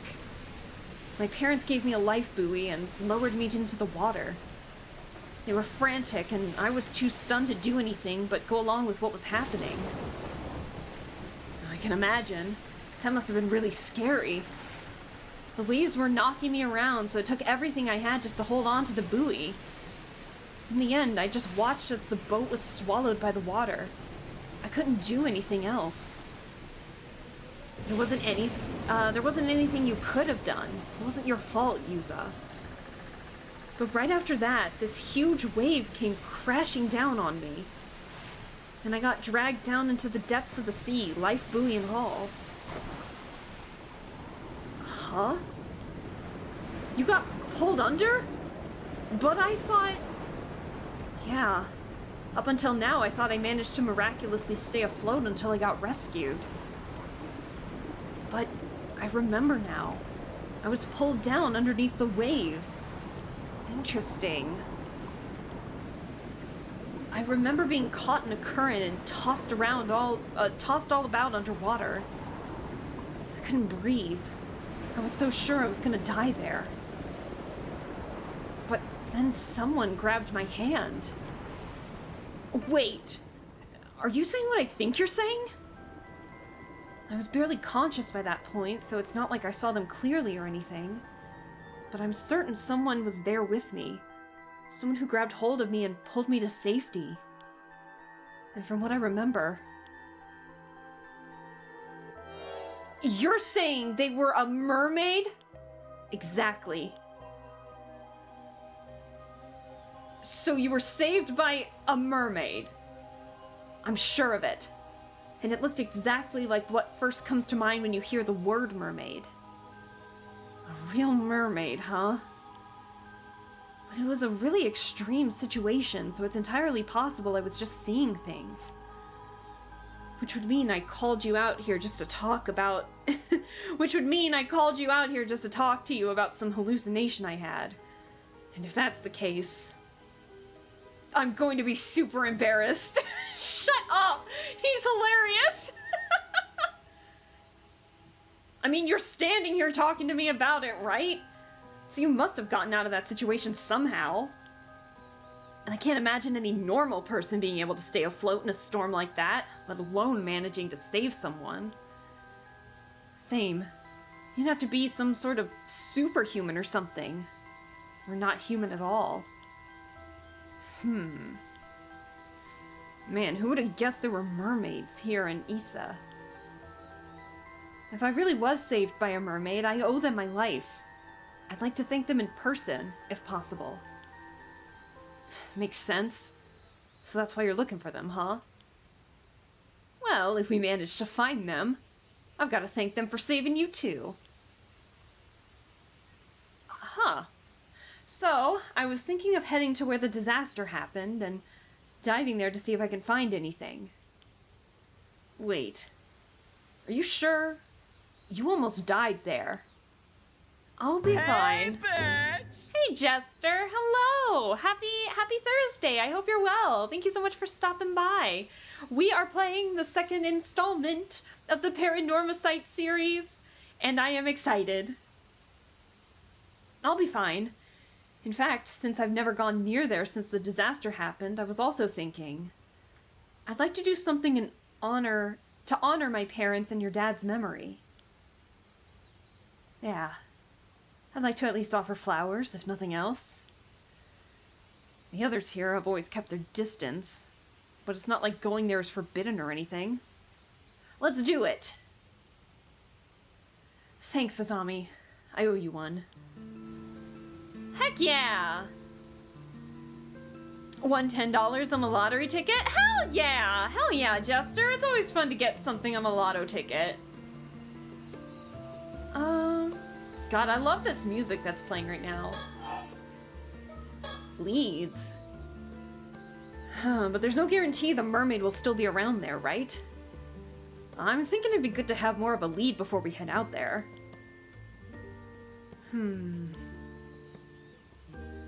About that, do you mind if I say something crazy? Again? Sure, what's up?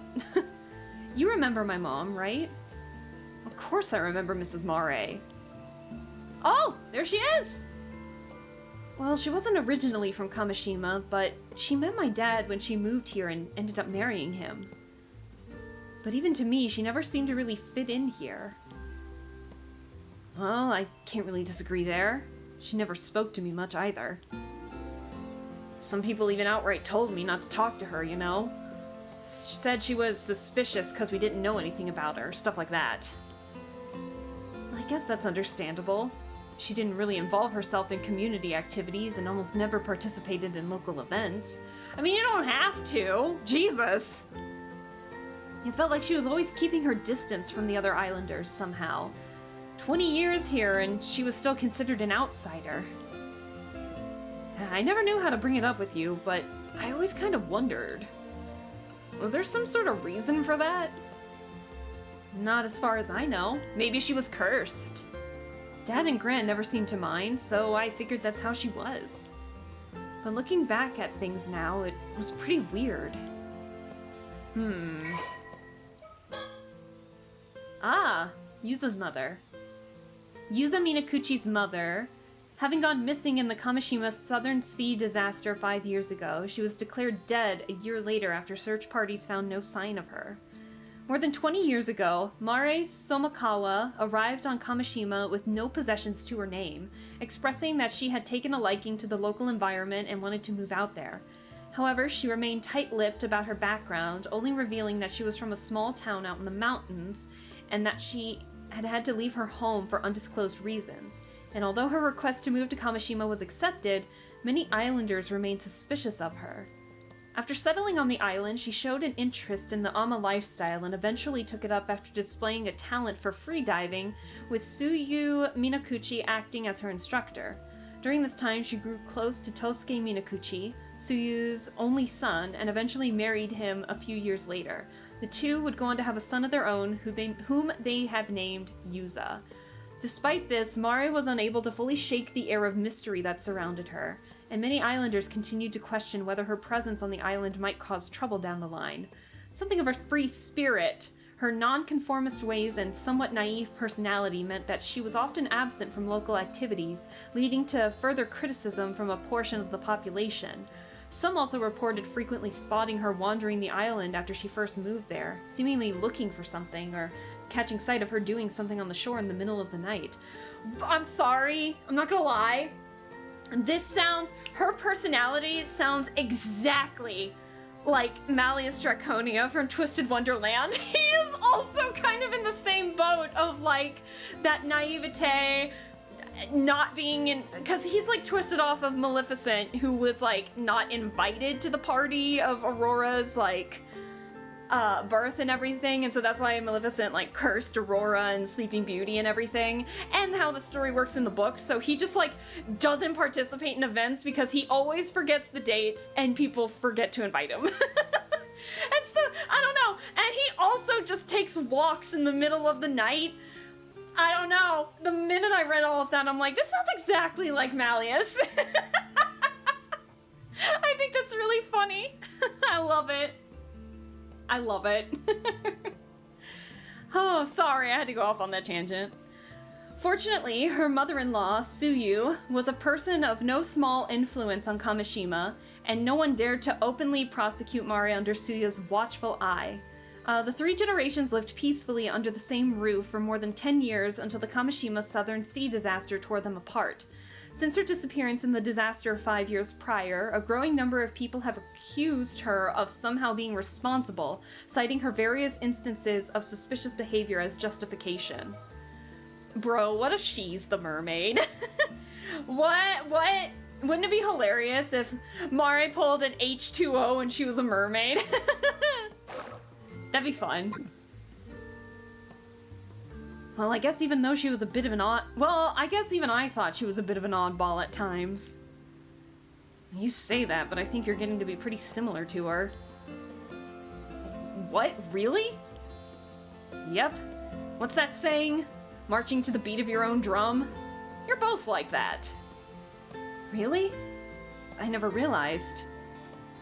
I've been so blind. A blind fool! Yep, there it is. That's what I'm talking about. Like, just the random outbursts. Ooh.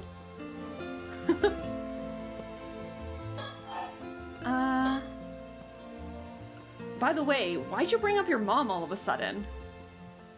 Well, looking back now, there were a few things that always bothered me. Oh? For a start, no one ever told me where my mom was from. She was also a natural at ama diving, but I never saw her eat any seafood. And sometimes at night, she'd suddenly say she wanted to go look at the sea before going out and not coming back for hours. She's a mermaid.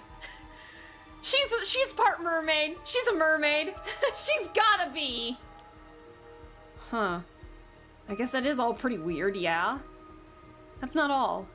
When I was sorting through my mom's belongings, I found this. We usually kept it in the family altar, but I brought it along today to show you. What is that? A fish scale? It's huge! It's gotta at least be 7 or 8 centimeters long! I always just figured she held onto it because it was a rare find. But once I remembered the mermaid, I began to wonder. What fish could this scale have come from? And why was my mom holding on to it? Because it was hers! No, I'm kidding. Well, hold it right there. You're not saying... I am. The mermaid who rescued me back then was... Val! Val, where are you?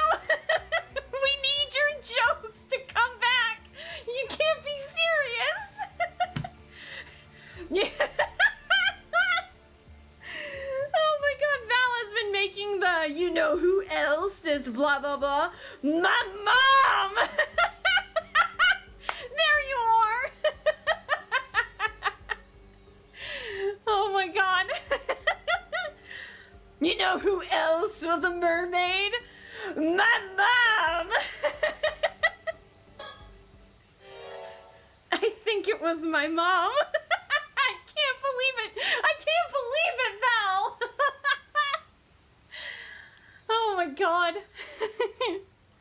That was hilarious.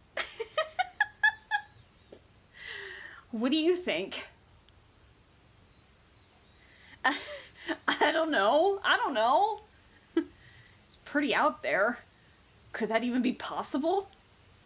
So your theory is that your mom used to be a mermaid, but she became a human so she could live among us? It's a modern day Little Mermaid. Yeah, but she turned back into a mermaid when the disaster happened and wasn't able to come back afterwards. How does that sound? I don't know. But after hearing your story, I can't just dismiss it out of hand either. Yeah, if that's really the case, and my mom really is still out there in the sea somewhere, even in a different form, I was thinking it'd be nice if I could see her again. Aww. Aww. It might be because they're still treated as missing instead of dead, but it still hasn't really sunk in that my parents are gone. I know what you mean. Sometimes it feels like my pops is just going to show up at home again like nothing ever happened. Though even if your mom's alive, I guess it'd be hard for her to show up if she's back in her mermaid form now. If my mom really does have some sort of connection to mermaids, then maybe that was the reason she never really fit in here. It might help clear up any mistaken impressions the others have of her, anyway. I see. So you think by trying out ama diving, like your mom did, you might be able to find something out. And maybe if you're lucky, you'll run into a mermaid in the process. Yeah. And if I really am descended from mermaids, somehow, it's possible that diving might awaken something in me. Oh, right. I hadn't thought of that.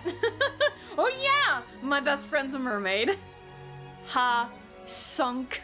Yeah, let that sink in, Sona. There might be a lot of puns in here, I'm not sure. I guess if your legs suddenly become fins, we'll know for sure you're a second-generation mermaid. Okay. I think I've gotten the gist of what you want to do now. Thanks for understanding, Azami. I haven't been happy with how people have been treating you ever since the disaster either. And what they say about your mom. If there's anything I can do to clear the air, I want to help. Thanks. I appreciate it. I don't know how people will react if you suddenly start talking about mermaids. It might be best to keep it quiet about that part for now and just say you're looking into your mom. What do you think? Yeah, I think that would be best. Okay, now we've got that settled. How about we head out tomorrow morning? That sound good to you? Yep, I've been doing some training in secret, so I'm all set. Alright, cool. I should be able to tell Azami everything, right? What to do next? Still, having to find a mermaid by tomorrow is pretty sudden. What's up with the tight deadline? Well, sorry, I can't say right now. If we manage to find one, I'll explain everything, I promise. Oh, as long as you tell me later, it's all good. Oh, here's an idea. If you're in that much of a rush, how about we talk to Tsukasa and Sato? Maybe they'll be able to help out. I wonder... It would be nice to have more help. But would they even believe me? The whole thing is pretty crazy after all. Besides, Tsukasa's going back to the mainland soon. I hate to bother her now. True. Still, knowing Tsukasa, she might be surprisingly on board with the whole thing. See? I knew he'd be here! Oh, speak of the devil! When did you two get here? Oh? Talking about something you didn't want us to hear, were you? Boys will be boys, I guess. Your hairstyle is so cute. Oh my gosh. She's so cute. Childhood friend, Tsukasa. Oh wow? Oh wow. Oh wow. Not gonna lie, we thought you'd be kissing by now. Sona! Oh god. High school student, apprentice ama diver, a girl born and raised on Kamishima. She has a bright and friendly nature and an inquisitive personality. Currently in her second year of high school, she boasts excellent grades and a sharp intuition. She's been staying at a relative's house in Issa City since last year in order to attend an all-girls high school on the mainland, and is currently back on Kamishima for summer break. Despite this, she frequently makes trips back to the island on weekends, and has been trying her hand at underwater gatherings since the current diving season began, having long been interested in the Ama lifestyle. Her estimated diver rank is 6. However, her teachers have been strongly encouraging her to aim for a national university. She's been friends with Azami and Yuza since childhood, with their close rapport making up for their difference in academic years, and it was more common to find her playing with the two boys than with girls her own age up until middle school.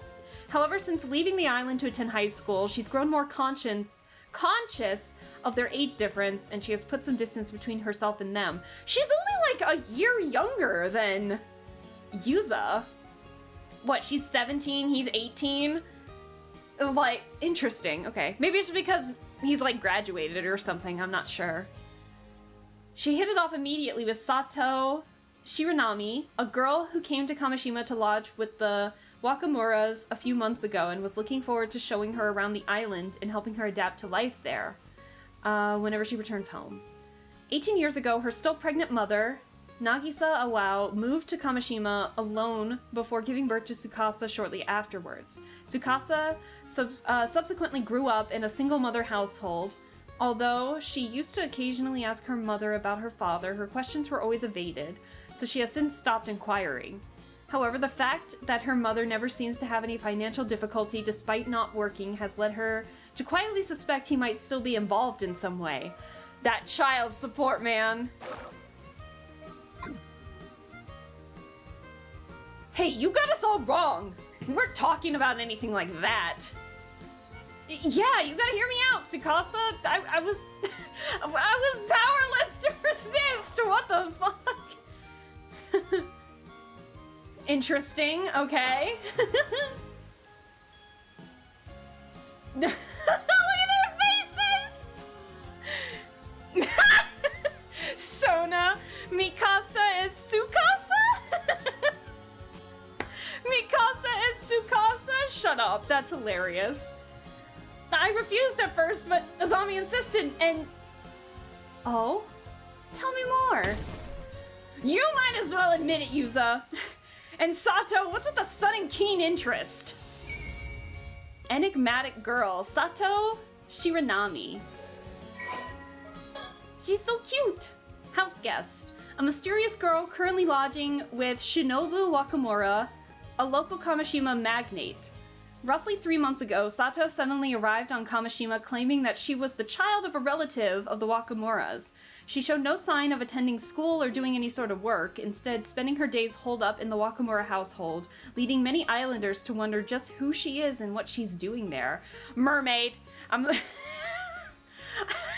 Anyone suspicious in this game? Mermaid. Those who know about Wakamura's high-interest money-lending business behind the scenes speculate that she might be the daughter of one of his borrowers, sent to work as a domestic servant to pay off a debt, but Sato herself is extremely easygoing and doesn't seem to be bothered by the endless rumors. A huge television fan, she spends much of her time glued to the set in the Wakamura household, with her most recent obsessions being soap operas and 2-hour thrillers. However, she isn't all that fond of period dramas.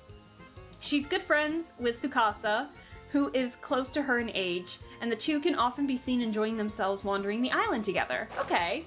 Besties.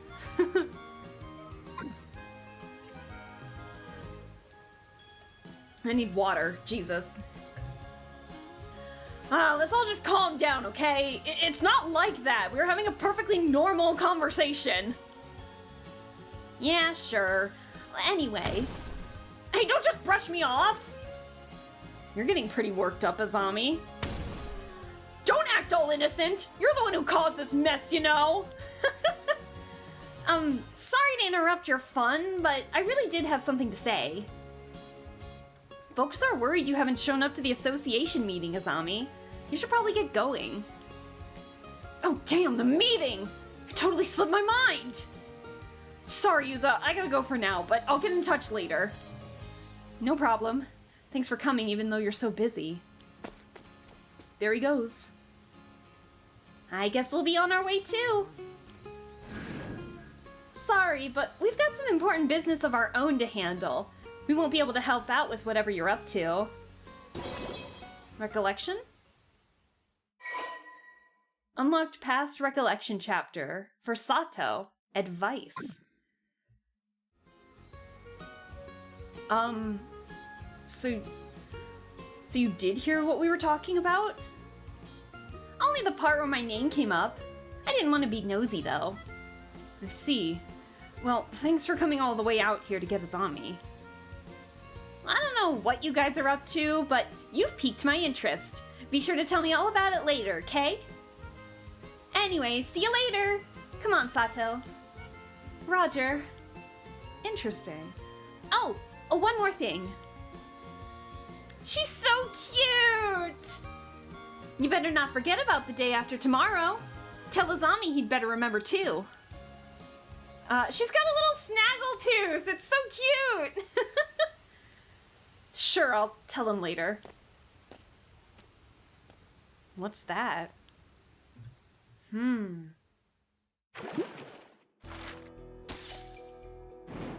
Okay, so we have a thing for Sato. So this is where we'll, like, talk about things as, like, different characters. It's very interesting. Better not forget about the day after tomorrow. That disaster of a disaster movie? Of course, of course. Also, hi, Jays. Hello, how are you doing? I hope you're well. Thank you so much for stopping by. Yeah, we're playing the next installment of the PARANORMASIGHT series. This one's called The Mermaid's Curse. So far nothing too creepy's happened, but it's a very interesting game. I was thinking about that movie today. Hell yeah. I'm doing well, thanks for asking. Yeah, of course. I always appreciate seeing familiar faces come into chat. Familiar names, I should say. Is this one independent from the previous, or will there be spoilers from the first one? Well, there are gonna be spoilers from me, probably, because we did play the first one back in November of 2024. But so far, there hasn't been anything, but as you can see, the progress is not that far. We were asked ahead of time if we had played the previous game by the storyteller, but other than that, nothing has come of it, so we'll see how it goes. It seems like it's its own story, though. The mechanics are definitely different. There's a fishing minigame and everything. It was kind of fun, not gonna lie. Do I want to do advice, or do I want to do memories of last summer? I probably won't worry about spoilers. Haven't gotten around to playing it, but I'm sure by the time I'll get there, it'll be fresh for me. Yeah, I will try my best to avoid. So far, I think I've only made like one passing comment about it. But other than that, yeah, we've been pretty. I haven't really been mentioning the first game all that much, other than like the differences from it, because there's so many different things in it already. But it's very interesting. Let's see, having grown close to each other, Tsukasa tells Sato that she has something important to discuss. Let's do the recollection, why not? Sato! Sato, you got a sec? So, I was hoping to get a bit of advice. Thing is, you're the only one I can actually really talk to about this. She's so cute. Sure, what's up? If you've got a problem, leave it to me. Kamashima's living, walking, talking encyclopedia. Wow, that's a pretty impressive title, Miss Encyclopedia. Although I think the walking, talking kind of implies you're living already. Either way, I hope you can help. Look at the faces! They're so expressive, I love them. You know that even if it kills me, I'll squeeze every last brain cell I've got to help you, Tsukasa. Right. But you're supposed to be a living encyclopedia, so please don't go dying on me. Thanks for being there for me, though. Oh, come on. Let's go somewhere where no one else... Let's go somewhere with no one else around, then. I can't talk in the dialogue sections for some reason. Chuo Street. I really dig the art style. It's got a unique feel to it. It really does. Like, the character designs are very simple because they're realistic, but they're still so unique in their own way with the facial expressions and the just overall design of it. I love it. I like how tall Sato seems to be. I like that little detail. Pardon me a moment, young ladies. Yes? You mean us? Yes, sorry for the trouble, but I was hoping to get some directions. Oh, you're here sightseeing? Welcome to Kamishima. Bro, your eyes are blue. Whoa. I'm afraid it's not quite as relaxing as sightseeing. We're looking for the Wakamura residence. Would you happen to know where it is? The Wakamura residence? May I ask who you are? Oh, of course. Please pardon my manners. My name is Yumeko Shiki, a housewife from over in Tokyo. Tokyo housewife. Oh, a housewife. And this here is Soda Kiryu. Kiryu? Kiryu, I think. Is Sodo Kiryu. He's something like an assistant to me. My pleasure. Hello, Yumiko's assistant. I love the wavy hair. I love the glasses, man. Oh my gosh. Nice styles. Okay. A housewife from Tokyo who came to Kamishima to visit Wakamura. A man who visited Kamishima alongside Yumeko Shiki. The age is secret, brah. And then 25 years old. Got it.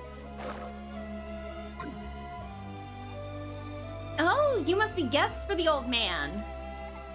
The Wakamura home is just up the slope after you head through that alley. It's a bit of a maze, though. Want me to show you? Ah, so it was that way. Well, thank you, but I believe we can manage from here. Believe it or not, we've been running all around the region. We're quite used to the area now. Oh, recollection, baby. What? What? What? What is that? I feel like I just got spoiled of something. What is that? Yumeko Shiki, Futami Gara investigation. What the fuck? Usually it has been an up close of a face or something, not of what that is. Hey, bitch! Hey, Quack Splash, hello! How are you doing? Happy Thursday! Jay, nah, I'm sure it's a well-known tourist attraction. Oh, of course! Yes, look at the dead body in the water, the mummified remains of whatever the fuck that is. Jesus. Why do you look so terrified? Oh, God. Got it. Take care, then. Ma'am? Is something the matter? No, it's nothing.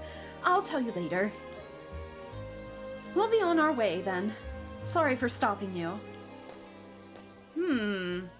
Interesting. It's going. I feel that. While I definitely feel that, but this game has been putting me in a much better mood. It's fun getting back into Paranormasight. Huh. Those two had a really strange vibe. The old man sure gets some unusual guests. Yeah. There was something about them. Don't you think that's I can't fucking read the dialogue today for some reason. Don't you think that's the kind of aura that sorcerers would give off? I know what you're getting at. I've heard those rumors too. Everyone's saying that old man Wakamura has been super reliant on some shady sorcerer lately. What? Wow, love your facial hair. The single most influential person on Kamishima, Shinobu Wakamura. Although born to an ordinary fishing family on the island, he entered his 20s during the post-war economic boom, and through tireless work and juggling multiple side jobs, he managed to amass a small fortune over the years. He went on to invest his fortune into the development of Kamishima, not only upgrading its fishing equipment, but also improving the island's infrastructure to entice businesses to set up shop on the island, efforts that have earned him the appreciation of people all over the island. He currently holds many key positions on the island, including serving as head of the Kamishima Fisheries Cooperative Association, and is said that his appointment as the next mayor of Kamishima is all but confirmed. There's a mayor for Kamishima? It's interesting.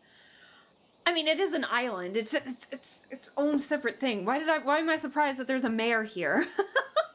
Although admired for his many contributions to Kamishima's development, his personality leaves much to be desired. With many stories of him using force to get things to go his way, he is often high-handed in his dealings with others, fully aware that his position makes it difficult to oppose him. Having moved his main home and base of operations to the mainland many years prior, there are abundant rumors that he has since added loan sharking and land grabbing to the list of ways he's willing to add to his sizable fortune. It is said that he has recently become an ardent devotee of a certain famous sorcerer in Tokyo, and often relies on their guidance when making decisions. Okay. They did say they were from Tokyo. Maybe they really are sorcerers. Whatever. Come on, Sato, let's go. I still gotta figure out how I want to, get their tonal vibe for each of these characters. I feel like I got it instantly in Aviary Attorney, and then I come here and everyone is just so normal compared to Aviary Attorney that I feel like I have to be normal. Yep. There we go. Interesting. Oh! Hello? Ooh, a map. So we're here. Let's go to the bay? The bay. I love the summer music. Okay. This spot should work fine. Oh man. Now that I'm actually about to talk about it, I'm getting super nervous. Ooh, God! It's so pretty here! What? I feel like we haven't found enough stickers yet. We need stickers. Girl, we need stickers. Now that we're here to talk, she suddenly looks like she can't get the words out. Maybe I should be the one to nudge and ask from my side. Yes, but first, let me look at the surroundings. This little bay is quite hard to find, so hardly anyone ever comes here, including tourists, which makes it a great place to talk in secret.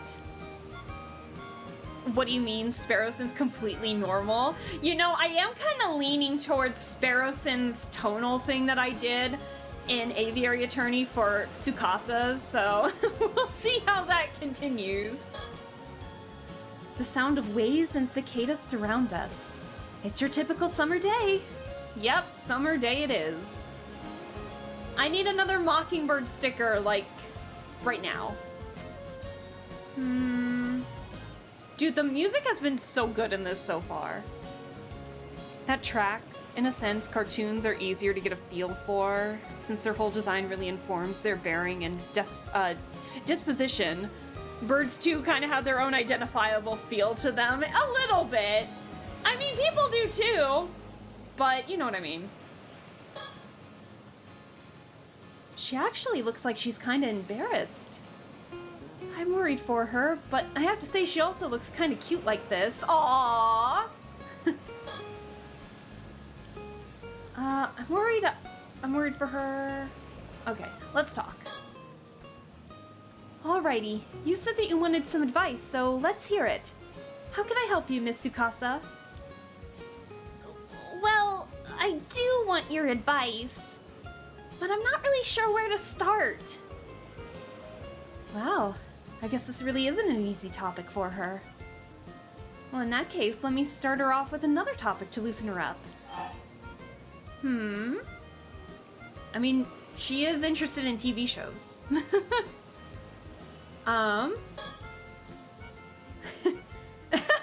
faces are so cute! Oh my god, the faces are so fun in this game. Oh, Tsukasa, that reminds me. Did you catch that 2-hour suspense drama the other day? Ah, right. You said you were looking forward to it. I didn't see it. Ma was watching a period drama. Darn. That actor you like had a good part. He turned out to be the killer, though. Aw, I wish I could have watched it! You did just kind of spoil it, though. Wish I had a VCR like yours. You can record music shows and watch them over and over, right? That sounds amazing. What year is this? What year are we in? Not many houses on the island have one, though. Yeah, I know it's a bit of a luxury, but being able to record and keep TV programs is the best. You love TV way more than I do. It's great you can enjoy it whenever you like. I was a big TV kid. I was a TV girly. I meant to hit the... Oh, it is like 1980, if I remember correctly. It must be the year 1990X.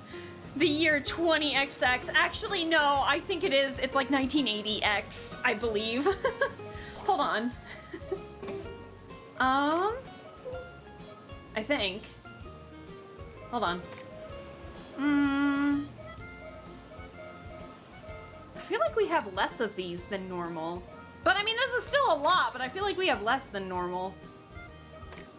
I remember the storyteller saying it was like 1980 something. Oh god, my lips are so dry. Ugh.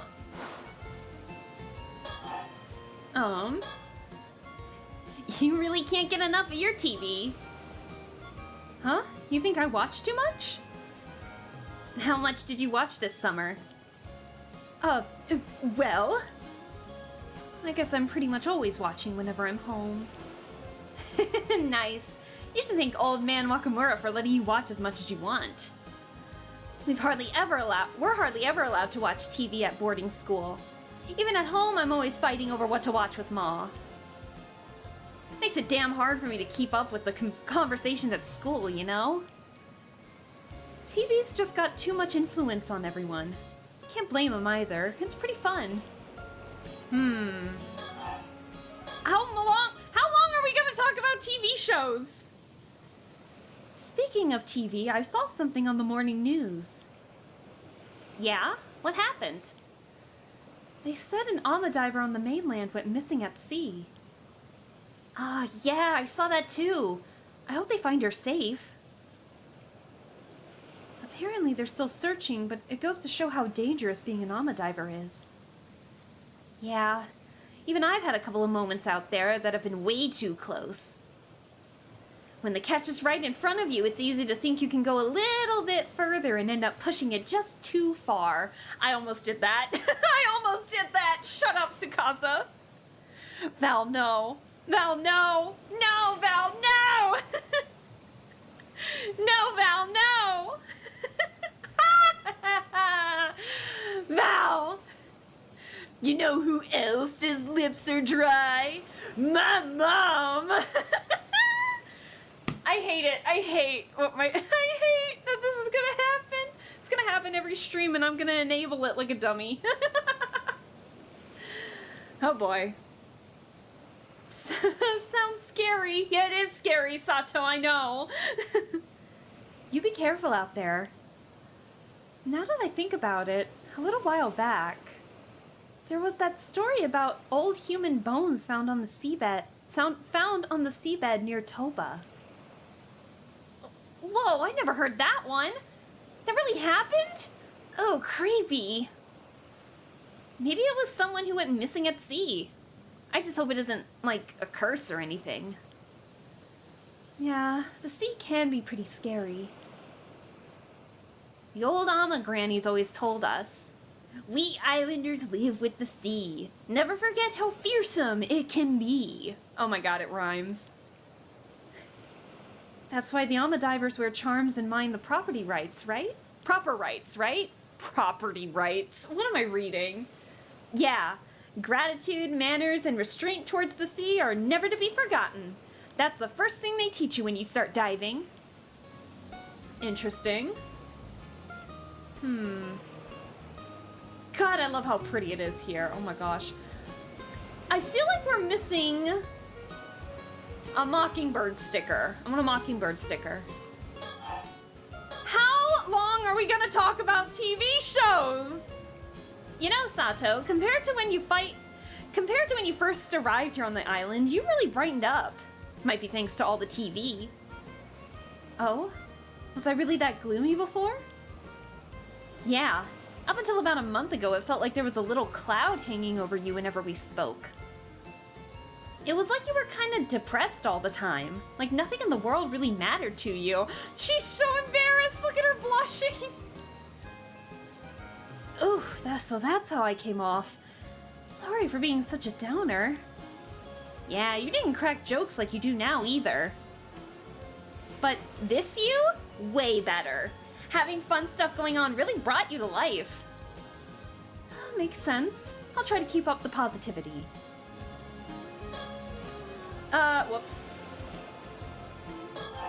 Okay, now we're done with the TV shows. Let's talk about summer break! I guess you'll be heading back to the mainland soon now that the Obon holidays are over. Yeah, I head back to my boarding school in 3 days, so I've got until the day after tomorrow to take it easy here. Right. Time sure flew by. I'm really gonna miss you. Me too. Only 2 days left, huh? 2 days. Oh, what am I gonna do? I guess whatever she wants advice on is time sensitive. Okay. So the plans you were talking about for the day after tomorrow. I guess it's a get-together with the others before you head back? Yeah, that's right. Plans with Azami and Yuza. Well, I couldn't give them much time this trip, so I figured they might be feeling a bit left out. Well, that makes sense. You're pretty close friends. Totally. Even grown up, they still do the dumbest stuff. Just can't leave them be. Maybe I should leave you all to enjoy it without me then? No! Why am I struggling to read the dialogue so badly? But the big chunks of words from the files I'm fine with. What's happening? No way! They're the lucky ones to have someone as cute as you come along with me. Ah, they both think they're cute! Man, I can't believe my summer break's already coming to an end. Yeah, it's kinda sad. Kinda sad indeed. Okay, I'm ready. I'll just say it. Go ahead. So, the thing is, I think I like someone. Oh no! Oh, who is it? Is it Yuza? It might be Yuza, but like low-key, what if it was Sato? Alright. Go on. We'll hardly get to see each other anymore soon. I want to tell him how I feel while I'm still on the island. It's Yuza. It's 100% Yuza. Makes sense. I'll help however I can. As Kamashima's living encyclopedia, I've seen this all on TV before. I probably know a thing or two that can help. For sure. Yeah, you don't sound all that confident, which kind of makes me a little nervous, but I can tell you mean it. Thanks. I just don't really know what to do. Alright, so which of the two is the lucky guy? Uh-huh? Who do you mean? What? Oh, no, wait! Don't tell me you think I like Azami or Yuza! Is it not? Wait, you mean it's not one of them? Me falling for one of them? Not a chance! Oh! They're basically like brothers to me. I can never picture a romantic relationship with them. Oops. Oh, I'm sorry. I just assumed. I call myself the living, walking, talking encyclopedia and brag that I've seen it all on TV, but I guess I really don't know anything. Oh, God. Sorry, this is so embarrassing.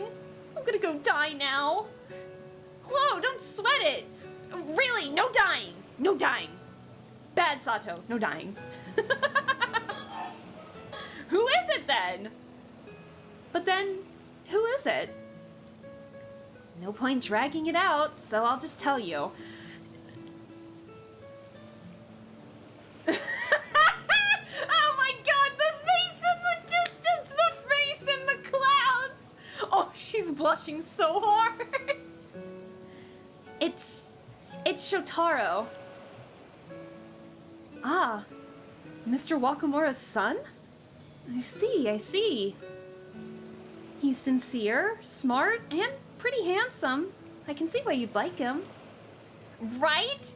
He's back visiting the island at the moment, but he usually goes to university in Tokyo. I've secretly admired him for ages, but I always thought he just saw me as a kid. I figured he'd never be interested. But now I go to school in the mainland by myself, and I'm even working as an ama diver. I think he might see me more as an adult now. More than before, anyway. Yeah, that makes sense. So you want to let him know how you feel while he's still on the island. Maybe it's all just one-sided on my end, but I can't keep these feelings bottled up. Then tell him. I'm with you. Aww. Shotaro Wakamura. The only son of Shinobu Wakamura, a local Kameshira magnate. Kameshira. Due to his father's influence, he was pampered by those around him from an early age, but he grew up to be a pleasant and sincere young man despite this attention. He is well regarded by those who know him, often being told that he has been blessed with a sharp intellect, good looks, and a variety of talents. Uh-oh. He's currently attending a university in Tokyo and is back on Kameshira for summer break. Although his father, Shinobu, wants Shotaro to inherit the influence and wealth he has spent much of his life building up, Shotaro himself has no intention of doing so. On the contrary, he's skeptical of the old-fashioned, insular ways of island society, and regards his father as the very embodiment of those outdated mores. Oh!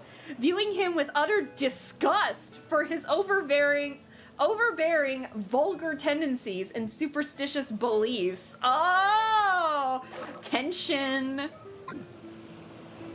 Oh boy. I want to tell Shotaro how I feel by the day after tomorrow. What do you think? What do you think I should do? You're staying with the Wakamuras right now, yeah? Know anything about them that might help? Oh, I'm afraid Miss Encyclopedia might not have that kind of info. You don't have much info at all, do you? I mean, he's honestly not home most of the time, so there's a lot I don't know about him. Feels like he's always got something to do, checking in on folks all over the island. Like, I don't suppose you know if he has a girlfriend in Tokyo or anything. I'm afraid I'm not sure. Tokyo's packed with beautiful girls, right? A guy like him won't be left alone for long. Well, from what I've seen, I haven't noticed him keeping in touch with anyone. Then what about what he likes? something he'd be happy to get. She's so antsy. Let me think. Oh, sorry, nothing's coming to mind at all. I really may as well just go die somewhere. Girl, stop. Come on, don't say that. Thinking it through with me is more than enough. You've got to stop joking about dying like that. We do. No self-deprecating humor in this household. Oh, Tsukasa, how about this? I'm pretty sure I can ask Shotaro to meet us somewhere. I'll organize that for now, and we can plan from there. How does that sound? Ooh, sounds good. Thanks so much, Sato. Aww. Ultimate wingman.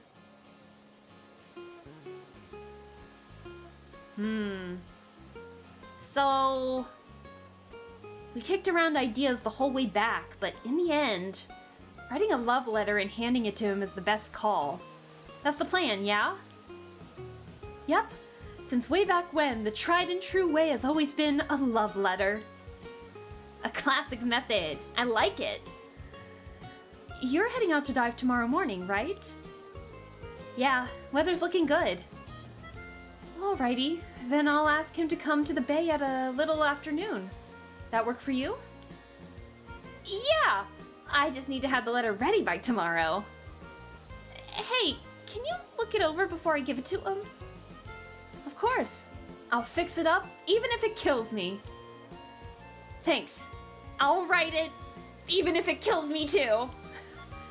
Aw, I'm already so nervous. Oh! Oh no! Uh-oh. Hey, you two over there. What, is that who I think it is? Oh no! This is crazy. Poe! Hi, Poe! Hello! How are you doing? Thanks so much for stopping by. I love the little snail wave emote. How are things? I hope stream is going well. It is going well. This game came out today. It's a sequel to the PARANORMASIGHT series. So the first game was PARANORMASIGHT, The Seven Mysteries of Honjo. This is PARANORMASIGHT, The Mermaid's Curse. And it's like a visual novel with like a lot of backtracking and everything, but I love the art in this game. And the story was really fun in the first game, so I have been looking forward to playing this one ever since I noticed it had a release date. So I'm really excited I get to play it. But yeah, it's like a little visual novel thing. I have forgotten how to talk, apparently, because I keep flubbing up the dialogue lines, but there is a lot of reading in this game. I'm basically an audiobook right now. No death jokes. You're in a murder mystery and you've already tempted fate by traipsing out in the middle of nowhere with no other witnesses. Yeah, sounds like a typical horror movie plot. Things are good on my end. That's good to hear, Poe. I'm glad. I'm glad. Glad to hear. The art looks good. The art is so pretty. I love how sketchy it looks, but also how expressive the character expressions are in this. I love it. So this is Tsukasa, and then this is Sato. And Tsukasa just said that she had a crush on this guy called Shotaro, who is a university student. She's like in her last year of high school, I think. And we just saw his little name pop up, so now she's freaking out because she's getting ready to write him a love letter. Is that who I think it is? What is with the popped collar, bro? This takes place in what? 1980s Japan? I'm not sure when in the 80s, it just said 1980X, but we'll see. Look at that hair, look at that sweep, this whoosh. Ah, it is! It's Shotaro! Oh wow, speak of the devil. I mean, he does have a pretty nice smile. Hey, sorry to interrupt. Shotaro Wakamura. Oh, he's totally glowing as usual. Oh my god.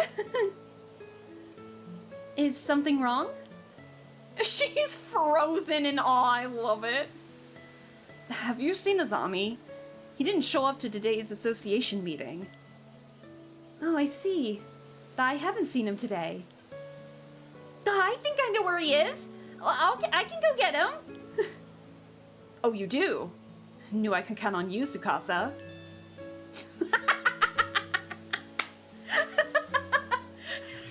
Oh my god, not that pose. I'll let you handle it then. Sure, no problem. She's mesmerized.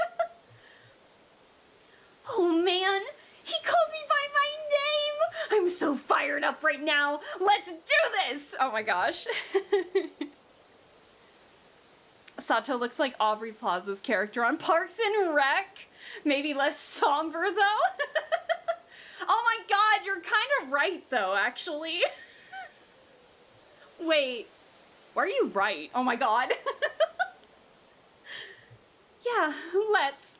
She does have a pretty funky personality. She's very calm and sweet, but she also says like the most random stuff. Well, first off, let's go find those two.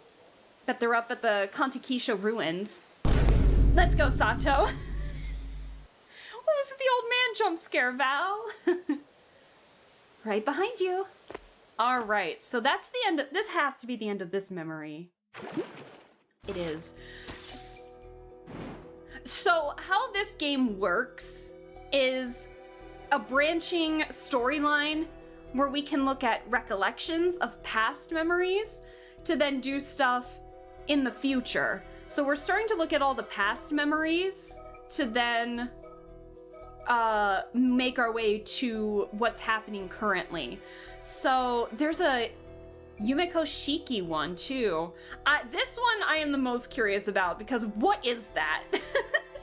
This is about superstition, probably some murders here and there, maybe stuff about mermaids. Maybe this is the mermaid, who knows? I don't actually know. Yumeko Shiki and Soto Kiryu head to the coast of... Oh, I just said this name. Futamigara after receiving a report about a strange corpse found there. Uh-oh. Let's do this recollection. Futamigara Coast. Ooh. Dude, the settings in this game are so advanced. Bro, you look like you are sweating in that, my guy. Mrs. Shiki, there you are. Sorry for calling you all the way out here. Oh, not at all. Thank you for bringing the case to our attention. I hear you've got an unusual corpse on your hands. Are these two like an investigation duo, like the detective and the cop in the first game? What is that bowl cut? Ide. Okay, Ide. Well, forensics aren't here yet, so I honestly don't know whether it can even be called a corpse or not. But I do know that it'll cause a stir if anyone catches sight of it, so right now we're just trying to keep the busybodies away. I sure am glad it happened while you were still here, though. What with you being from the Tokyo Metropolitan Police and all. Prefectural Police Detective Masaru Ide. Okay. Where's our cadaver then? So she lied about being a house... So she's not... Is she disguising herself as a housewife? Or is she like a detective? I'm not sure. Still in the water over there where it was found. Feel free to go ahead and examine it. Over there, I see. Oh my god, it is a mermaid. What the fuck is that? I'll take a look in just a second. I need to... This is Masaru Ide, a detective from the local police. He's acting as my point of contact while I'm over here, as well as providing any support I need. I don't doubt it's quite a troublesome assignment. There are a lot of things that need to be kept secret, for one. But he's been very good at not prying into the particulars while doing what needs to be done.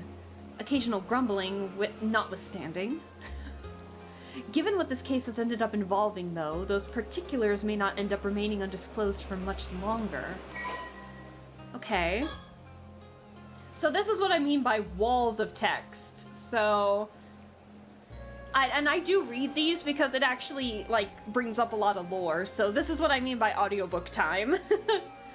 So, Masaru Ide, prefectural police detective, 35 years old. An assistant inspector in the 1st Investigative Division of the Criminal Investigation Department of the Mie Prefectural Police. Why is that such a chunky name? Oh my god. He often finds himself saddled with whatever troublesome tasks come the department's way, something he makes sure to grumble about each time, but is a proficient detective in his own right, being diligent in his duties and having passed his promotion exam without difficulty. Although often said to have a somewhat unreadable expression, he's quite sociable and makes a point to attend all the department drinking parties. Yeah, I bet he does. Born and raised in Mie, Masaru never ventured beyond bicycle commuting distance of his hometown, Sioux City, until the time came for him to attend a university. With no particular plans for his future in mind, he took the employment exam for police officers, figuring that a local government job would at least be stable. He had no admiration for the police or any strong sense of duty or justice, but found the strict discipline of the police force suited his personality. He quietly married a fellow classmate from the police academy soon after graduating, and at home he takes on the role of a doting father to 2 sons and a daughter. Ah, family man! If pressed to discuss his hobbies, they would include walking and combination puzzles. Strangely enough, he often happens to be walking nearby whenever incidents occur, leading him to being first on the scene even when off duty, something his colleagues frequently tease him about. Plot twist, he's causing all of them. No, I'm kidding. Okay. What is vision ability? What is this? What is this? What is this? Bro.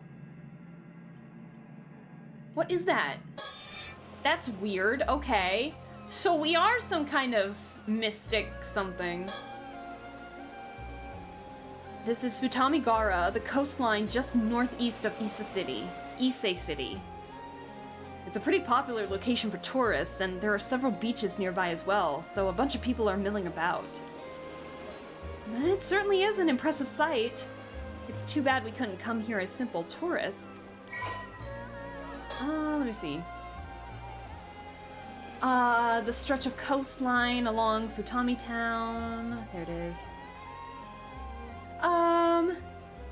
Look twice, becoming part of its name. Okay, according to the legend, the area's beauty caused her to turn to look back upon it. By the Yamato Hime no Mikoto. Mikoto, yeah. According to the legend of the area's beauty. Gotcha. Okay. It's nice how we get bits of the world. I won't read all of those, but definitely character stuff and important bits of files that we need. But locations, we can probably relax a bit. The sound of the waves and the buzz from the onlookers fills the air around us. I suppose it's inevitable that the police being around would draw people's attention. I just hope it doesn't cause a commotion. Yeah, hold on. Police officer. The local police have the area closed off to make sure bystanders can't get too close. Okay. I mean, there are people just watching, just chilling. This is Soda Kiryu. He's worked with me as my assistant for a long time now, although he usually makes his living as a psychic detective. Okay. He's not officially with the police, but with my assignments being what they are, he has a special permission to accompany me on investigations. Interesting. Okay. Oh, God. Oh, he's got a lot now. Uh-oh. An independent psychic who makes his living as Japan's only psychic detective. Soto has no permanent residence, instead traveling throughout the country for training and resolving any metaphysical incidents he comes across. Something which eventually led him to gaining his current moniker with the industry. Although he has a calm and taciturn personality and is possessed of a sharp mind, he is surprisingly sensitive by nature. However, this trait does not extend to mercy towards spirits and other phenomena, which he often ends up subduing by force. Oh god, so he hates spirits. Primary spiritual abilities. Curses. The ability to use particular curses to inflict harm or otherwise negative effects on others. Effects range from forcibly blinding a target in place to dealing fatal wounds. The stronger the curse's effects, the greater the burden on the user. What? Shagan, the ability to see the face of a deceased individual from their remains, allowing for recreation of their features via portrait sketch. Only a small piece of the deceased remains is necessary to use this ability. However, enough of the thoughts and desires of the dead individual must remain for it to be effective. The Feast of Shadows, the ability to create a domain in which the potency and range of certain types of spiritual abilities are increased. Only effective at night. Of course it is. Soto himself is able to create a domain up to 1 kilometer in range. What? Soto's family runs a small shrine dedicated to a certain onmyoji from the Sengoku period. This onmyoji is said to be an ancestor of the Kiryu family, which may explain why their bloodline has produced many individuals with a strong spirit sense over the years. Oh, thank you for the lurk, Poe. Yeah, sorry, the first few streams tend to be very file reading heavy, but yeah, as the game continues to go on, I swear there's more to it. I just like to read this stuff because it helps me understand the characters a little better. Soto was born with an exceptionally potent spirit sense even within this lineage, leading to his abilities catching the attention of legendary psychic Itensai Shiki when he was 8 years old. Itensai subsequently took him under his wing as his protege, and Soto underwent rigorous training under his watchful eye. Yeah. But thank you for the lurk, Poe. Lurks are always welcome here. If you need to skedaddle while you're lurking or anything, then we hope to catch you in the next stream you hop into. But yeah, you have a wonderful night, and enjoy the evening and enjoy the weekend because I'm not streaming much over the weekend, not until Sunday, so have a great weekend too. Even now, he's always quick to respond when summoned by his mentor's wife, Yumeko Shiki, and often supports her during her work. He also has a keen interest in swords and is extremely knowledgeable about blades from all countries and eras. Good to know. Good to know. Well, I think it's about time that we actually look at the corpse. That is 100% a mermaid corpse. I see. So this is the corpse in question, is it? Bro, what if this is Yuzo's mom? Oh no! What if this is Yuzo's mother? Unusual is certainly one word for it. It's all dried up now, almost like it's been mummified. But apart from that, it's pretty safe to say this is a mermaid, right? Let's take a closer look at it.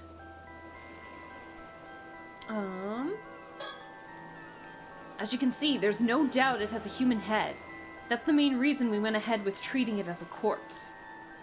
Oh, that makes sense. I can't imagine anyone would have seen a creature like this before, after all. If it really is a mermaid, wouldn't this be a pretty huge discovery? It's not the sort of thing we'll be able to make public, that's for sure. I don't suppose we have any way of confirming their identity. Their identity? Given the state of the body, it'd probably be difficult to confirm based on facial features, but we might have a chance using dental records. Though that would depend on if they've ever had a dental exam. Oh god. I see. That makes sense. Let's see. Torso. It would seem like the fish half of the body begins from the shoulders downward. All the mermaids I've ever heard of have had the fish half start from the waist down. If it is fake, maybe whoever made it didn't do their research? Really? Several of the mermaids described in old Japanese legends had their faces as the only human part, though. Seriously? Guess that makes me the one who didn't do the research then. That sounds like it. Let me see something. Honestly, I'm kind of leaning towards it being a fake of some kind. What do you think? It's true that many of the mermaid mummies discovered were ultimately found to have been man-made in origin. What do you mean, mermaid mummies? Relics believed to be either the embalmed or mummified remains of mermaids are preserved in temples throughout Japan. Among them, several are said to bestow blessings such as eternal youth and longevity or sound health and are treated as objects of worship. In the 1970s, some garnered so much attention after being featured on TV that people traveled en masse to see them, prompting some temples and shrines to discontinue public viewings. The exhibition of mermaid mummies as exotic curios became a widespread phenomenon across Europe and the United States. Although these mummies were originally believed to be genuine, subsequent analysis has revealed fibers from materials such as wood and paper in their composition, exposing them to be man-made in origin. Who the fuck is turning corpses into mermaids? Ew! I mean, technically you're right, Jay, but you shouldn't be saying that out loud. It's like that meme, it's like, well, he's right, but you shouldn't say it out loud. Comment or tourist attraction. You are indeed right. Kudos to you. Let me see. However, the revelation that many of these mermaids were man-made does not disprove the existence of mermaids, and debate on the topic continues even today. Oh boy. You won't find me complaining if it is. No need to investigate a fake corpse, after all. Maybe that's being too optimistic, though. We'll just have to see about that, won't we? When I first saw this expression, I thought they must have died in unbelievable agony. But at the same time, I can't help but feel like they look almost satisfied? Could just be my imagination, though. What do you mean satisfied? That looks like the face where the ring catches people, you know? Or the ring kills people. Their faces contorted in panic. But if he says it almost looks satisfied, this could potentially be Yuza's mother, because if it is a look of satisfaction, that could be in I saved my son, I can die happy face, if he's saying it looks satisfied. What do you guys think? I'm just dead set on this being Yuza's mother. You cannot convince me otherwise. Oh my god, my throat's getting so dry. Satisfied, huh? Dead set on it, you say? Oh god. I did say that, didn't I? Fuck. If this really is a corpse, I wonder when they died. I doubt their body would have ended up this desiccated, sorry, if it had been in the sea this whole time. You think there's the possibility that they died, shriveled up into a mummy-like state, then their body fell into the sea and got washed up here? It makes sense for quite the enigma, that's for sure. Am I the murderer? What do you mean? No! I would never hurt a mermaid. There's no sign of any external wounds. I can't see any that could have caused their death, at least. Okay, and now the tail. The body's lower half is identical to a fish's tail. If this was a fish, it'd be a pretty huge one. The body's lower half is identical to a fish tail. That's it? Am I missing something? Let's see, tail. I don't think we're missing anything. Okay, corpse is checked off. He has his gaze fixed on the corpse ever since we got here. I suppose he's curious to know what led to its current state. Yeah. At first glance, he seems the sort to find hard work troublesome, but he's proven himself to be quite the thoughtful individual. If that attitude of his is a deliberate ploy to get those he's dealing with to lower their guard, he's certainly not one to be underestimated. Okay, we originally came to Mie from Tokyo to investigate another case, but with so many other incidents occurring, I can't help but get the sinking feeling something troublesome is about to happen. Detective Ide has been a huge help to us so far. We might be able to reveal some of our circumstances to him. Yeah, let's talk. Do we know what the situation was when the corpse was found? I just got here as well, so I'm not clear on the details myself. But from the sounds of it, a local civilian happened to cross it about an hour ago as they were passing by. They got us on the scene immediately, so no one else should have seen it. Oh, that's a relief. We don't want people working themselves into a frenzy over this. Where's that local now? We've got someone taking their statement in a nearby police box. I'll let you know when we get more info there. Please do. Okay. If we really do have a mermaid on our hands, do you think all those stories about becoming immortal from eating mermaid flesh are true? Oh, so you're curious about that too, detective? Well, I don't know if I'd actually want to eat it, though. Living forever doesn't necessarily mean you'll be happy, you know? Yeah, how do we feel about immortality? Besides, I can't say I find the thought of eating meat from this thing is all that appealing.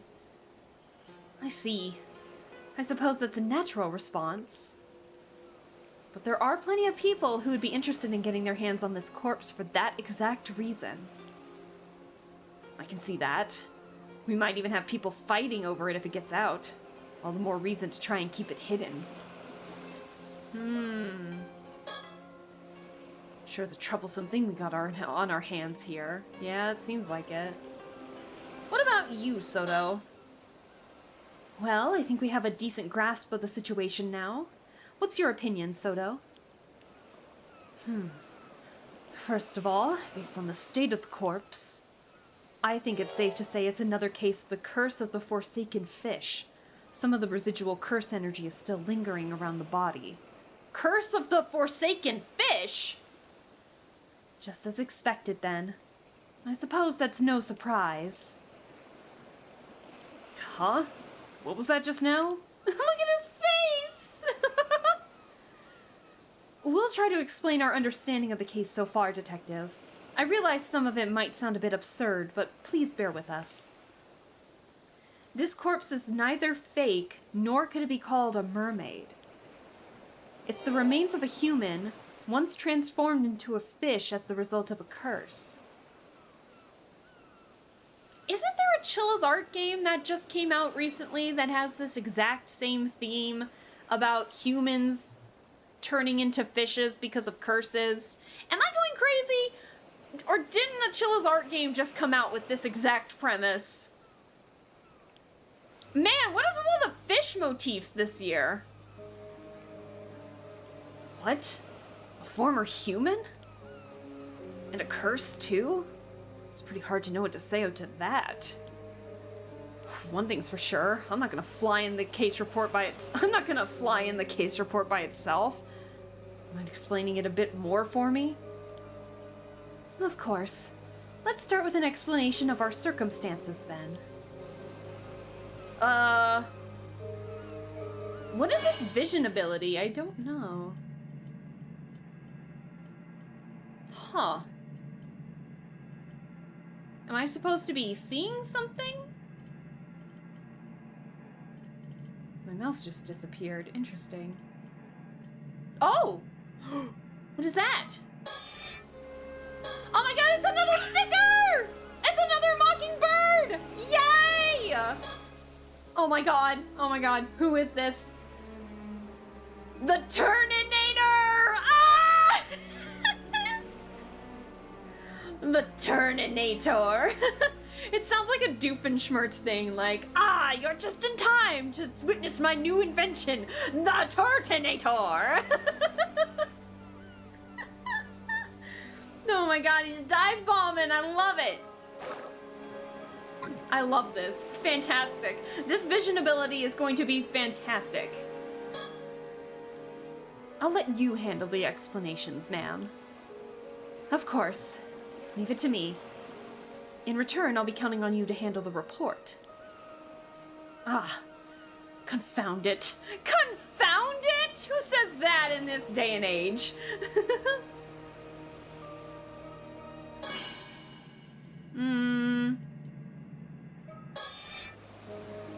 Okay, About the department. First, I suppose I should start with a brief explanation of the department I work for. Oh, wait. Aren't you part of some secret department of the security division over in Tokyo? Oh, is this a reference to the first game? Uh-oh. Are you sure you should be telling me something like that? Look at his face, bruh! I'm not gonna get caught up in any troublesome business if you do, am I? No need to worry. I doubt it'll come to that. Probably. Our work is mostly kept a secret because it's something of a pain to find people who will accept, let alone understand, the circumstances each time. But you've been very supportive so far, so I can't imagine that will be a problem. Well, if you really insist, go on, I guess. As you say, my department is indeed part of the security division. Its proper name is the Paranormal Affairs Bureau. Oh. The Paranormal Affairs Bureau. Although officially called the Tokyo Metropolitan Police Department Security Division Paranormal Affairs Bureau, I remember it just being a super long name. Tokyo Metropolitan Police Department Security Division Paranormal Affairs Bureau, it is most commonly referred to simply as Paranormal Affairs. Only a handful of people know of its existence, even within the police force. As the name suggests, this unit specializes in the investigation and resolution of cases involving paranormal phenomena. Since the existence of such happenings is not public knowledge, nor is it readily believed by the general population, the Bureau's activities are conducted in the utmost secrecy. As there are currently only 5 members in the unit, including the chief, they utilize a network of psychic contracts across the country to assist with their cases. The current chief of Paranormal Affairs is a man named Kuryu Nakagoshi. Although said to have been born to a family of psychics who have been involved in keeping the world safe from paranormal phenomena for generations, Koiru is an elusive figure. Very few have met him in person, and he is rarely seen in the office. It is said this is because he has oft been the target of curses.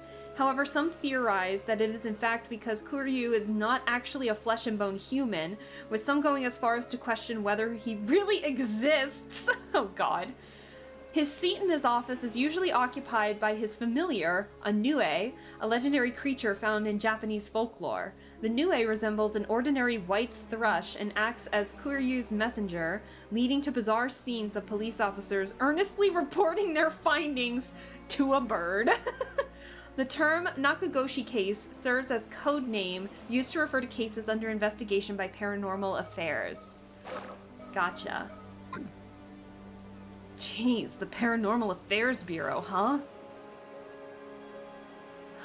Though if there really are cases of spiritual phenomena causing harm around the place, I guess it's not that hard to believe there'd be some sort of organization to deal with them within the police.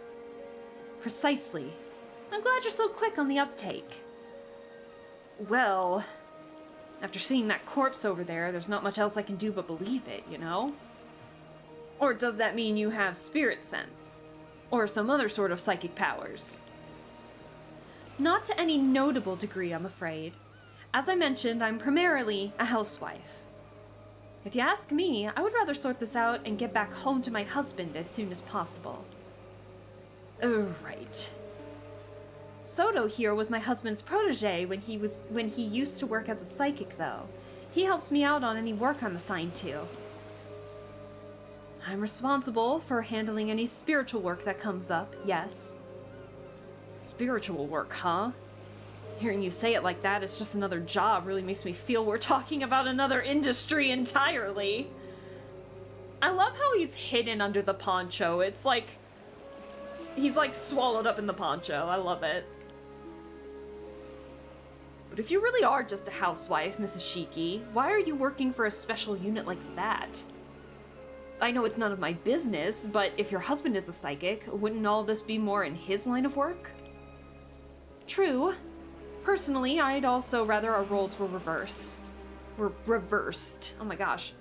But there are several reasons why that unfortunately can't be the case. I see. I don't really know your circumstances, but it sounds pretty rough. Either way, I should be good to put this down as a paranormal affairs case, right? That should be fine, yes. You can leave the rest of the investigation to us. We'll also handle the report. More specifically, Soda will. His face when she said that.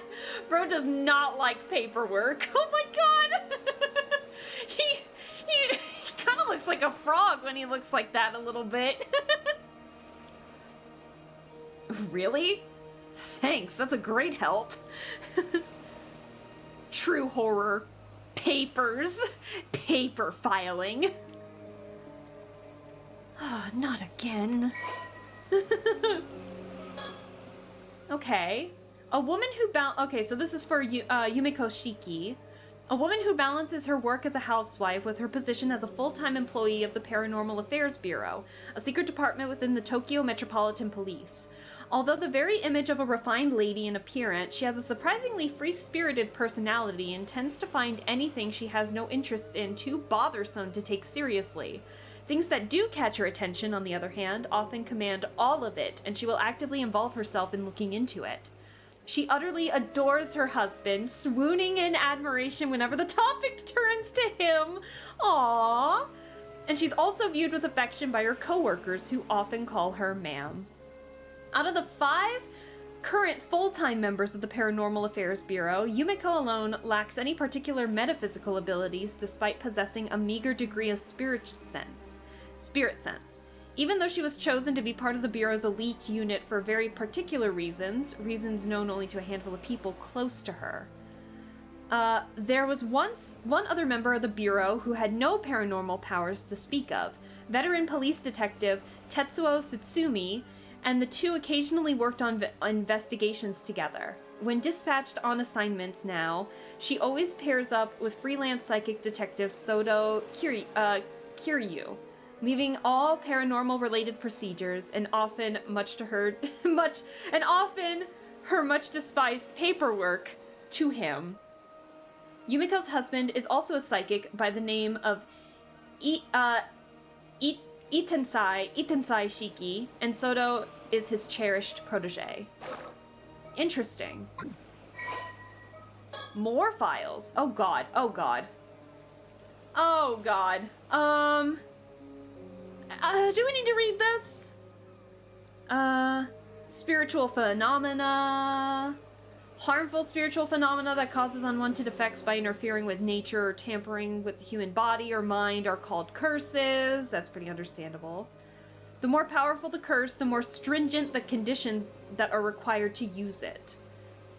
Creating a curse is quite difficult. The ability to sense the energy of spirits and spiritual phenomena is known as spirit sense. Day. Oh dear, I know, I need a water break. I am dehydration, so I must consume brain. No boy. Varies in person to person. Let me see. The ability to see spiritual phenomena is considered a psychic ability, further described below. Psychic ability is the special power to interact with or influence spirits. It covers a wide range of abilities, from simply being able to see spirits to being able to directly control or exorcise them. It also includes the ability to intentionally induce spiritual phenomena in order to use specific skills, such as peering into the future, capturing images with psychic photography, or searching for objects. Interesting. Okay. I don't think we need to read all of that. And I mean, it's always gonna be there if we did want to.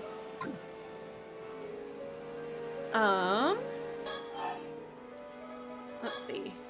So, does that mean you came all the way here to Mie because you knew something like this was going to happen? Oh, that's awfully perceptive of you, detective. I suppose you could say that, yes. At the very least, this situation hasn't come as a huge surprise. Well, if that's the case, was the body from the other day one of those cases too, then? Oh. What body? A new chapter, unidentified skeletons.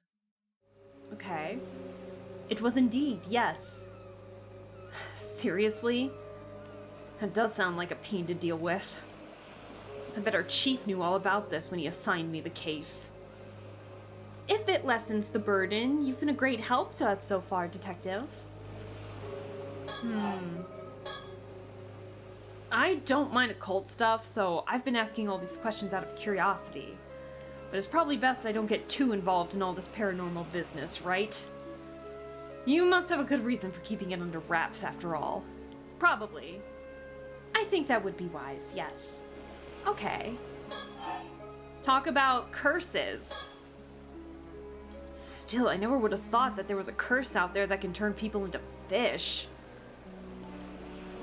And it only half worked, so the victim ended up looking like a mermaid. That's bound to cause misunderstandings.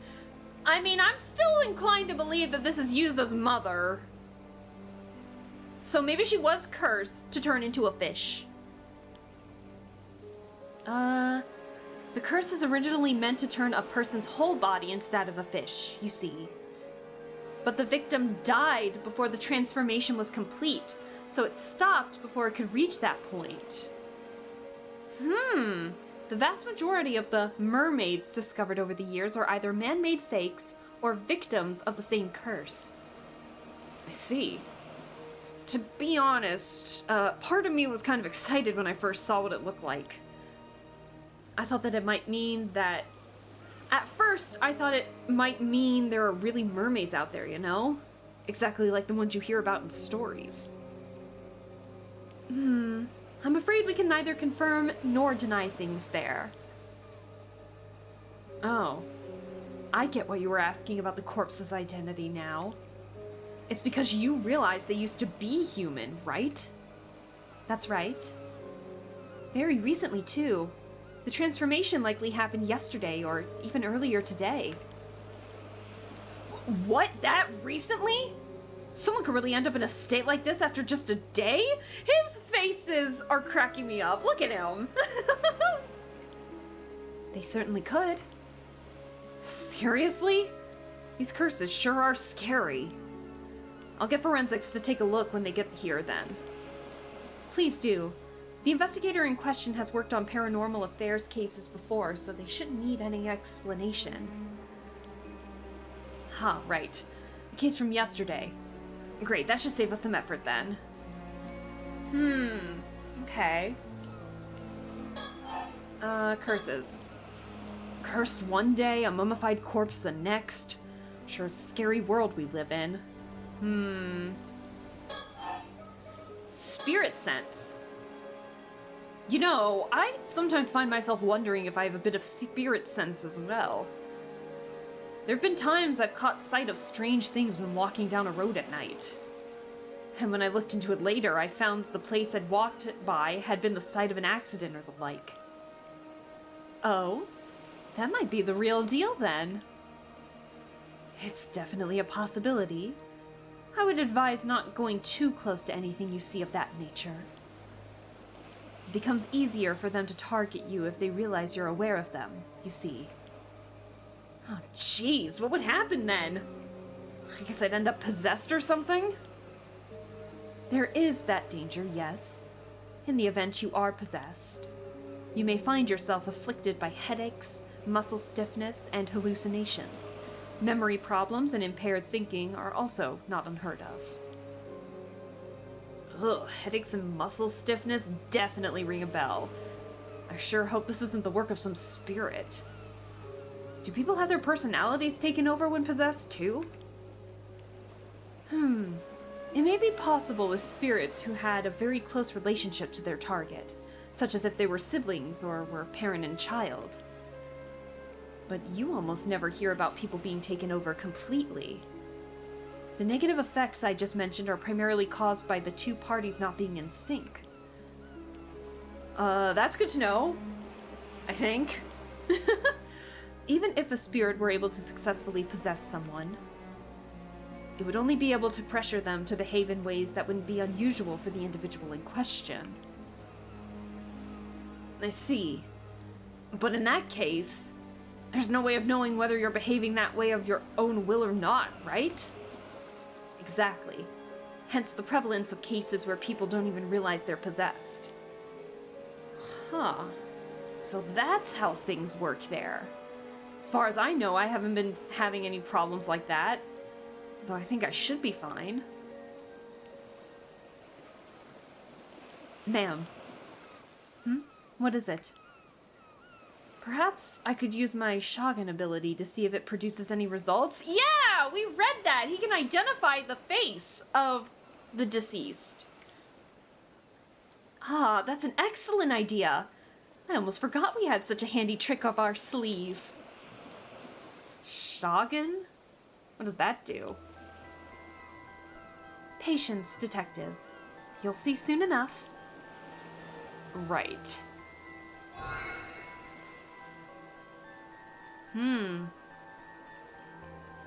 There. It's done. Yeah, so just as a reminder for those who are like, what the fuck is he doing? Real quick. It was the ability to see the face of a deceased individual from their remains, allowing for recreation of their features via portrait sketch. So he's a really good sketch artist, I guess. Oh, so it went well, did it? Well done, Soto. What's all this about, then? Soto can see the face of the deceased from a piece of their remains, however small. He can then sketch their features based on what he saw. So that's how you got a sketch of the victim in that other case? An ability like that would be priceless if we could use it on the Force, you know. Well, I hear it doesn't always work, so it's unfortunately not foolproof. So, what did our victim look like? It's his mother! Oh, it's his mom! That is 100% Yuza's mother. Oh my god. Fuck. That's her. It's her. It's Yuza's mother. Damn it! About that, I think it might be faster to see for yourself. It's her! This face. It's Somikawa. Wait, Somikawa? You can't mean... Yep. Yep! Oh my god.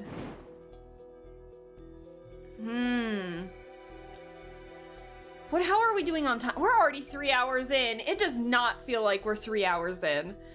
Oh, chat. How are we feeling so far? How are we feeling? I need another sip of water.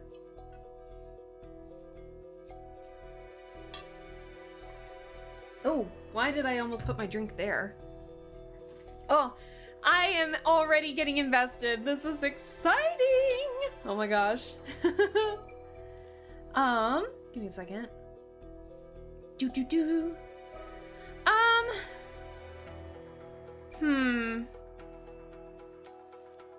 What do we want to do? How about we do this recollection and maybe end it there, and then we'll continue.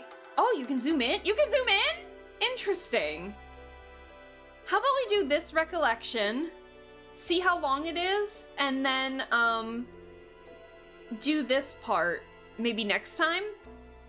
Get all of, like, the harsh reading out of the way, and then truly, start actually getting into the gameplay now that we've met a good chunk of the characters? How's that sound? Yumiko Shiki arrives in Toba City, Mie Prefecture, to investigate the discovery of skeletal remains with her assistant, Soto Kiryu. How are we feeling? Date unknown, 1980X. Ijika Town. Welcome, ma'am. I've been waiting for you. The site where the bones were found is a little ways offshore from this beach. You went ahead and started the investigation, I see. Thanks for that. Not at all. You clearing everything with local police meant I fucking can't read today! Fucking God. Not at all. You clearing everything with local police meant all I had to do was arrive and inspect the remains myself. To get straight to the point, there's no doubt. Signs of a curse are clearly evident. The skeletal remains are tied to a supernatural incident. Seems I was right to trust my intuition on this one. All right then, let me hear the full report. Understood. Okay.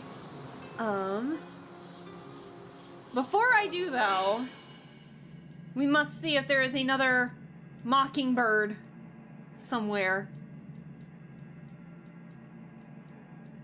I don't see any. But God, I love the settings in these areas. Like, look at this. It's so cool. I love it. This is the town of Ichika in Toba City. The area is a historic place known for its alma divers. Oh, I know it well. It's also famous as the filming location of one of Japan's most well-known monster films. Ooh, which monster film? Sounds good? Okay, glad to hear. I wouldn't know about that myself, ma'am, but you seem unusually well-versed in that area. Those old, tokusatsu films are the best. You should watch some for yourself, Soto. As you wish. I'll look into it. What is this? It's a fishing settlement located in Toba City. The area takes its name from Ichikajima, an island offshore the region. The Ria's coastline... let me see. Is to resemble a mirror, leading... It is said that the hollow in the center of the island was so reflective as to resemble a mirror, leading to Yamato Hime no Mikoto giving it its current name, which is written with the characters for stone and mirror. The Ria's coastline is a particularly beautiful sight and is well known as a spot to watch the sunrise. Okay. It is also notable as the filming location of the first entry in one of Japan's most famous monster film series, and sees many visits from fans as a result. Oh wait, there were a few more, hold on. And then there's Toba City. Having originally sprung up as a castle town of the Toba domain, the years following the Meiji era saw Toba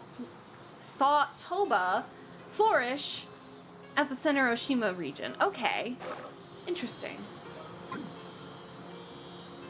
So that's all regarding the surroundings. A diligent and earnest young man. His mentor, my husband, has nothing but praise for his skills, so he has my complete trust. I know I shouldn't rely on him too much, but he's so good at noticing the finer details that I often find myself doing so. Hey, I mean, if you're reliable, you're reliable. Like, hell yeah. Dude, I love this setting so much. Okay. Skeletal remains. To begin, shall we review the details of the case? Is that really necessary? Summarizing may help us notice something we missed. Not a day goes past that I don't admire your diligence, Soto. My thanks. I'll strive to be brief. A few days ago, a fisherman off the coast here hauled up a long, rod-like object. It resembled a human bone, so he notified the police. That was about 10 days ago. So he fished it up completely by chance. Following that, the police conducted an underwater investigation of the surrounding area. They discovered multiple skeletal remains in a fissure beneath the rocks. All the remains were already severely deteriorated, with each being several years to several decades old. Several years to several decades. Do you think the remains of those that were washed up in that storm 5 years ago might be involved? As a result, forensics struggled to identify the victims. There was just too little to go on. Only fragments of the skulls remained, so facial recognition was apparently not possible.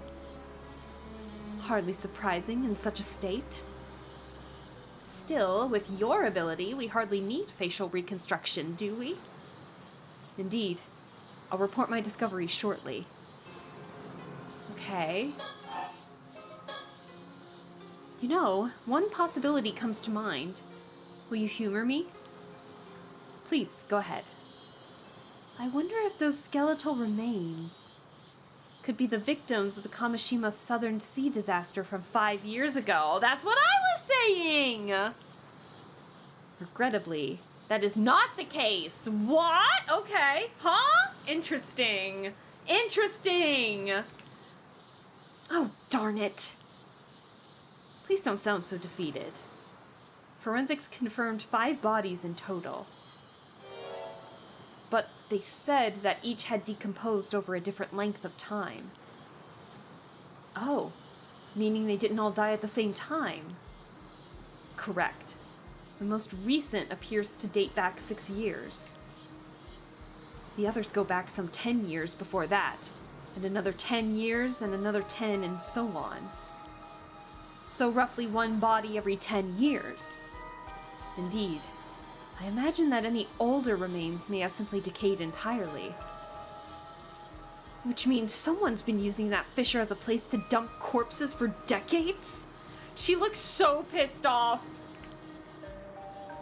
It's surrounded by rock, and with minimal currents in the area, it's unlikely they drifted there naturally. Had that bone not been fished up by chance, we'd never have known. In other words, it was an ideal site for quietly disposing of bodies. So this was no accident. Someone did this.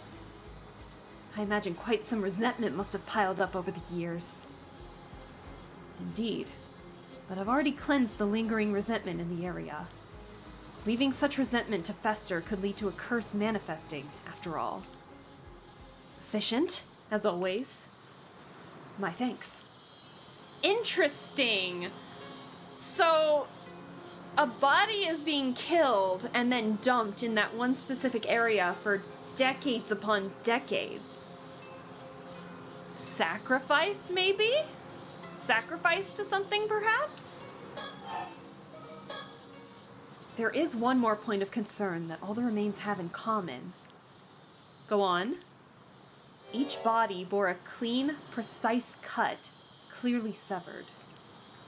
Severed? You're saying they were sliced straight through the bone? Exactly. Each was sliced through the bone, all with clean cut as smooth as the last. All with a clean cut as smooth as the last. This is interesting, okay. Forensics noted that reproducing such uniform cuts would be extremely difficult.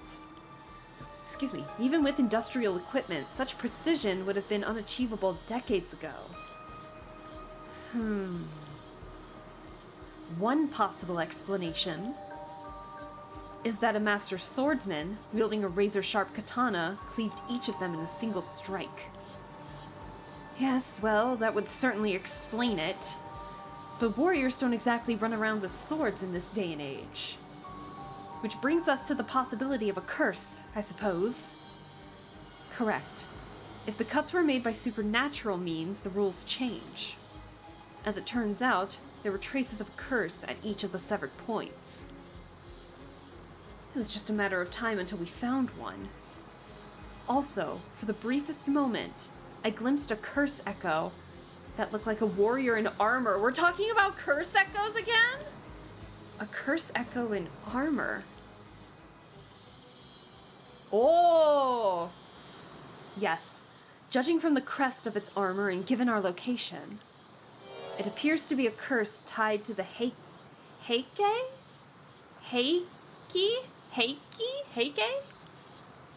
Right. The Heike. You are familiar with the Heike, I assume? Well... The Heike?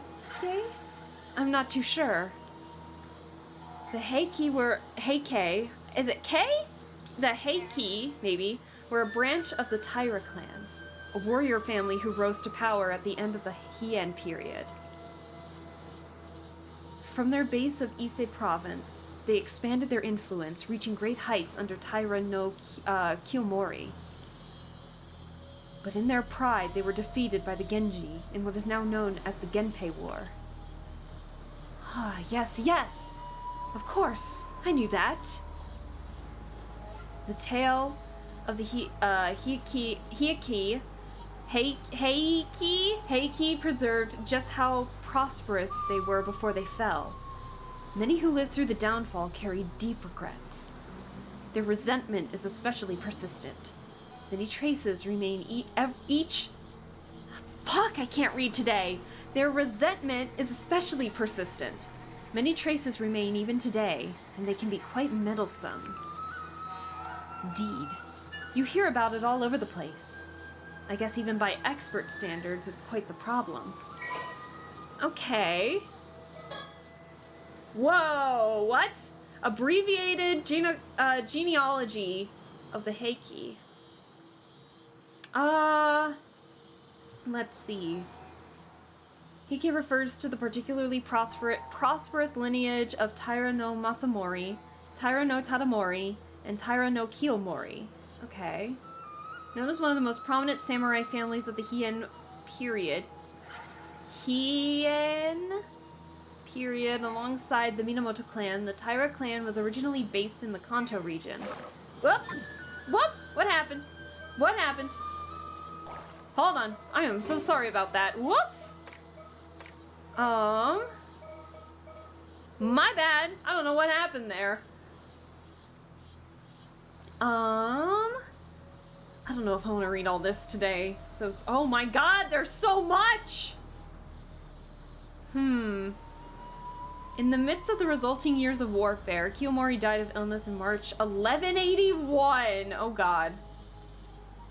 It's said that the Kusanagi no Tsurugi sword, one of the 3 imperial regalia of Japan, regarded since ancient times as a symbol of imperial authority, was also lost to the sea that day.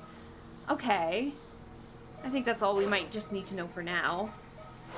Sorry about that. What's more, the katana that Kurseko carried. I believe it may have been the famed blade, Nukemaru. Nukemaru? Yes. The blade passed down through the Heiki once wielded by Taira no Tadamori. I see. It would seem your love of swords has proved rather useful this time. So what you're saying is that these skeletal remains were cut and killed by the power of Tadamori's curse? I can't say it was Tadamori himself, but I am confident it was a curse from someone within the Heiki. At the very least, it offers explanation for those mysteriously perfect cuts. But the body's being dumped every decade. Surely that can't be the curse too, can it? Correct. I imagine that part likely involves further intervention by someone else. So this wasn't an accident by some spontaneous curse. There was a perpetrator out there. Indeed. However, I can't imagine any psychic with enough power to wield such a curse would dispose of bodies so poorly. My theory is that someone is using a curse stone. They're killing through its curse, then discarding the bodies. A curse stone? We know about curse stones, baby! Think of it as a talisman that lets even those without spirit sense use the power of curses. They're created when intense resentment fuses with a suitable relic. That sounds dangerously convenient. There are a few incidents involving cursed stones in Tokyo last year, actually. Didn't you hear? Oh, now that you mention it, that somewhat rings a bell. So this takes place a year after the first game? Is that what this is telling me? Okay. Cursed stones. Many cursed stones have conditions that must be fulfilled to use them, often based on the spiritual power and characteristics of the curse itself. If a cursed stone has low spiritual power, it may only be possible to use it under specific circumstances, such as when under the influence of the Feast of Shadows, a spell that heightens the potency of certain types of spiritual energy. Sounds about right. So in short, whoever's behind this possesses a stone imbued with the Heiki's curse. They use it to kill someone roughly every decade, dumping the body into the sea. Yes, that aligns with the evidence. Thank you for the summary. Huh. Oh my god, we're not done with the skeletal remains yet? Interesting. Now then, about those skeletal remains. Were you able to use your shotgun, Soto? Yes, I did. It only worked on the most recent body, though. The one from 6 years ago. By viewing part of the remains, I was able to reconstruct a portrait sketch of how he looked when he was alive. Here's a copy. I've already provided one to the police as well. Impressive. That ability of yours remains quite the asset. Yeah, and good drawing skills, too. Not always. There are times when the vision just doesn't come through. It's far from infallible. Besides, there are those who could simply speak directly with the victim's spirit and ask who did it. Even so, none of these methods would hold up as admissible evidence in court. But as a lead in our investigation, it's more than enough. Excellent work. Thank you. We had the police compare the sketch against missing people from 6 years ago, but no matches were found. Darn. Would have made things much easier. Detective Ide is continuing the investigation. The detective with the local police. I've heard he's good, so let's hope he proves it. Heck yeah! Toba seabed skeletons. All victims are male. Each body is thought to have been disposed of at different times. The most recent body dates to about 6 years ago. Facial sketch of this individual obtained using Soto Kiryu's Shogun ability. The other remains show signs of gradual aging, with the oldest dating back more than 30 years. Although the presence of older remains has also been confirmed, they have completely decayed and it is impossible to tell how old they are. It's unlikely that the bodies could have been drifted into the fissure naturally, so it's thought that someone has been discarding them every few years. Each skeleton shows signs of a clean, precise cut inflicted by a sharp blade. Traces of a curse were also detected from around the severed sections. The victims are believed to have been killed by a curse wielded by someone connected to the Hieki.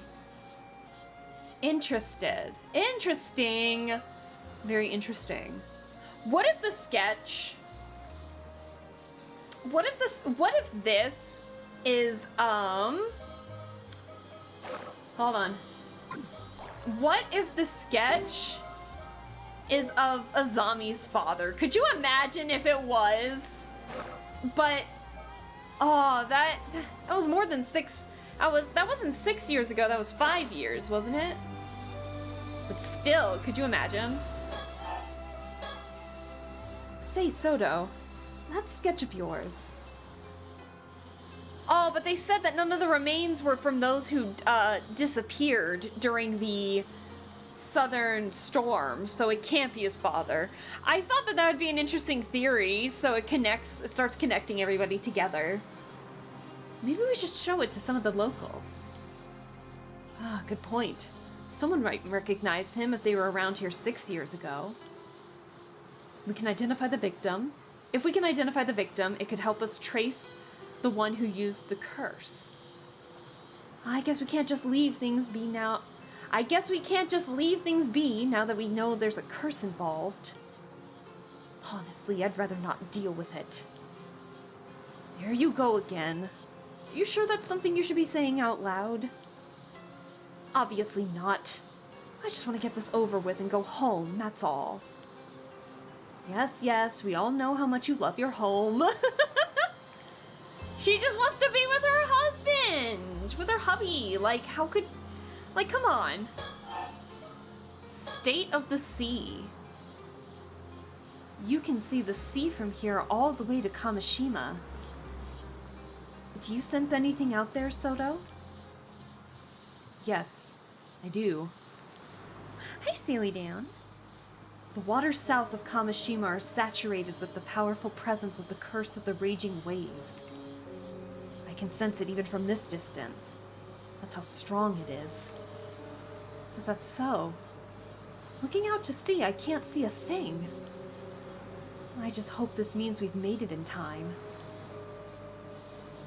Look at him with his hand out, bruh! Even during the disaster 5 years ago, the energy was never this overwhelming. The seal is broken. There's no doubt about it. Yeah, probably from the earthquake that happened 3 months ago. That released the mermaids. So it's already broken? Oh, that isn't good. The sea still seems calm, though. Does the storm not break out immediately? Yes, something seems to be holding it back for now. Oh, so there's a silver lining at least. It seems stable for the moment. We probably have 2 or 3 days of safety. Then we've got a bit of breathing room.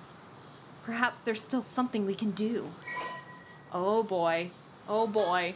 Everything's gonna be happening the day that Tsukasa leaves for school, man. A curse that causes an outbreak of turbulent waves and violent storms in the seas around Kamishima. It's said that the curse was born from the resentment of former residents of Taishima, an island once located to the south of Kamishima, after someone brought about its destruction. Some believe that several of the disasters that have struck Kamishima in the past were actually caused by this curse in some manner, including the Kamishima South Sea disaster that occurred 5 years ago. So you mean to tell me that more problems past the South Sea disaster happened on here, and these people were still blaming Yuza's mother for the cause of the storm, when apparently there has been more with longer rumors than her coming in? What the hell? Wow, they were just mean to her. They were just mean to her at that point. Goodness gracious.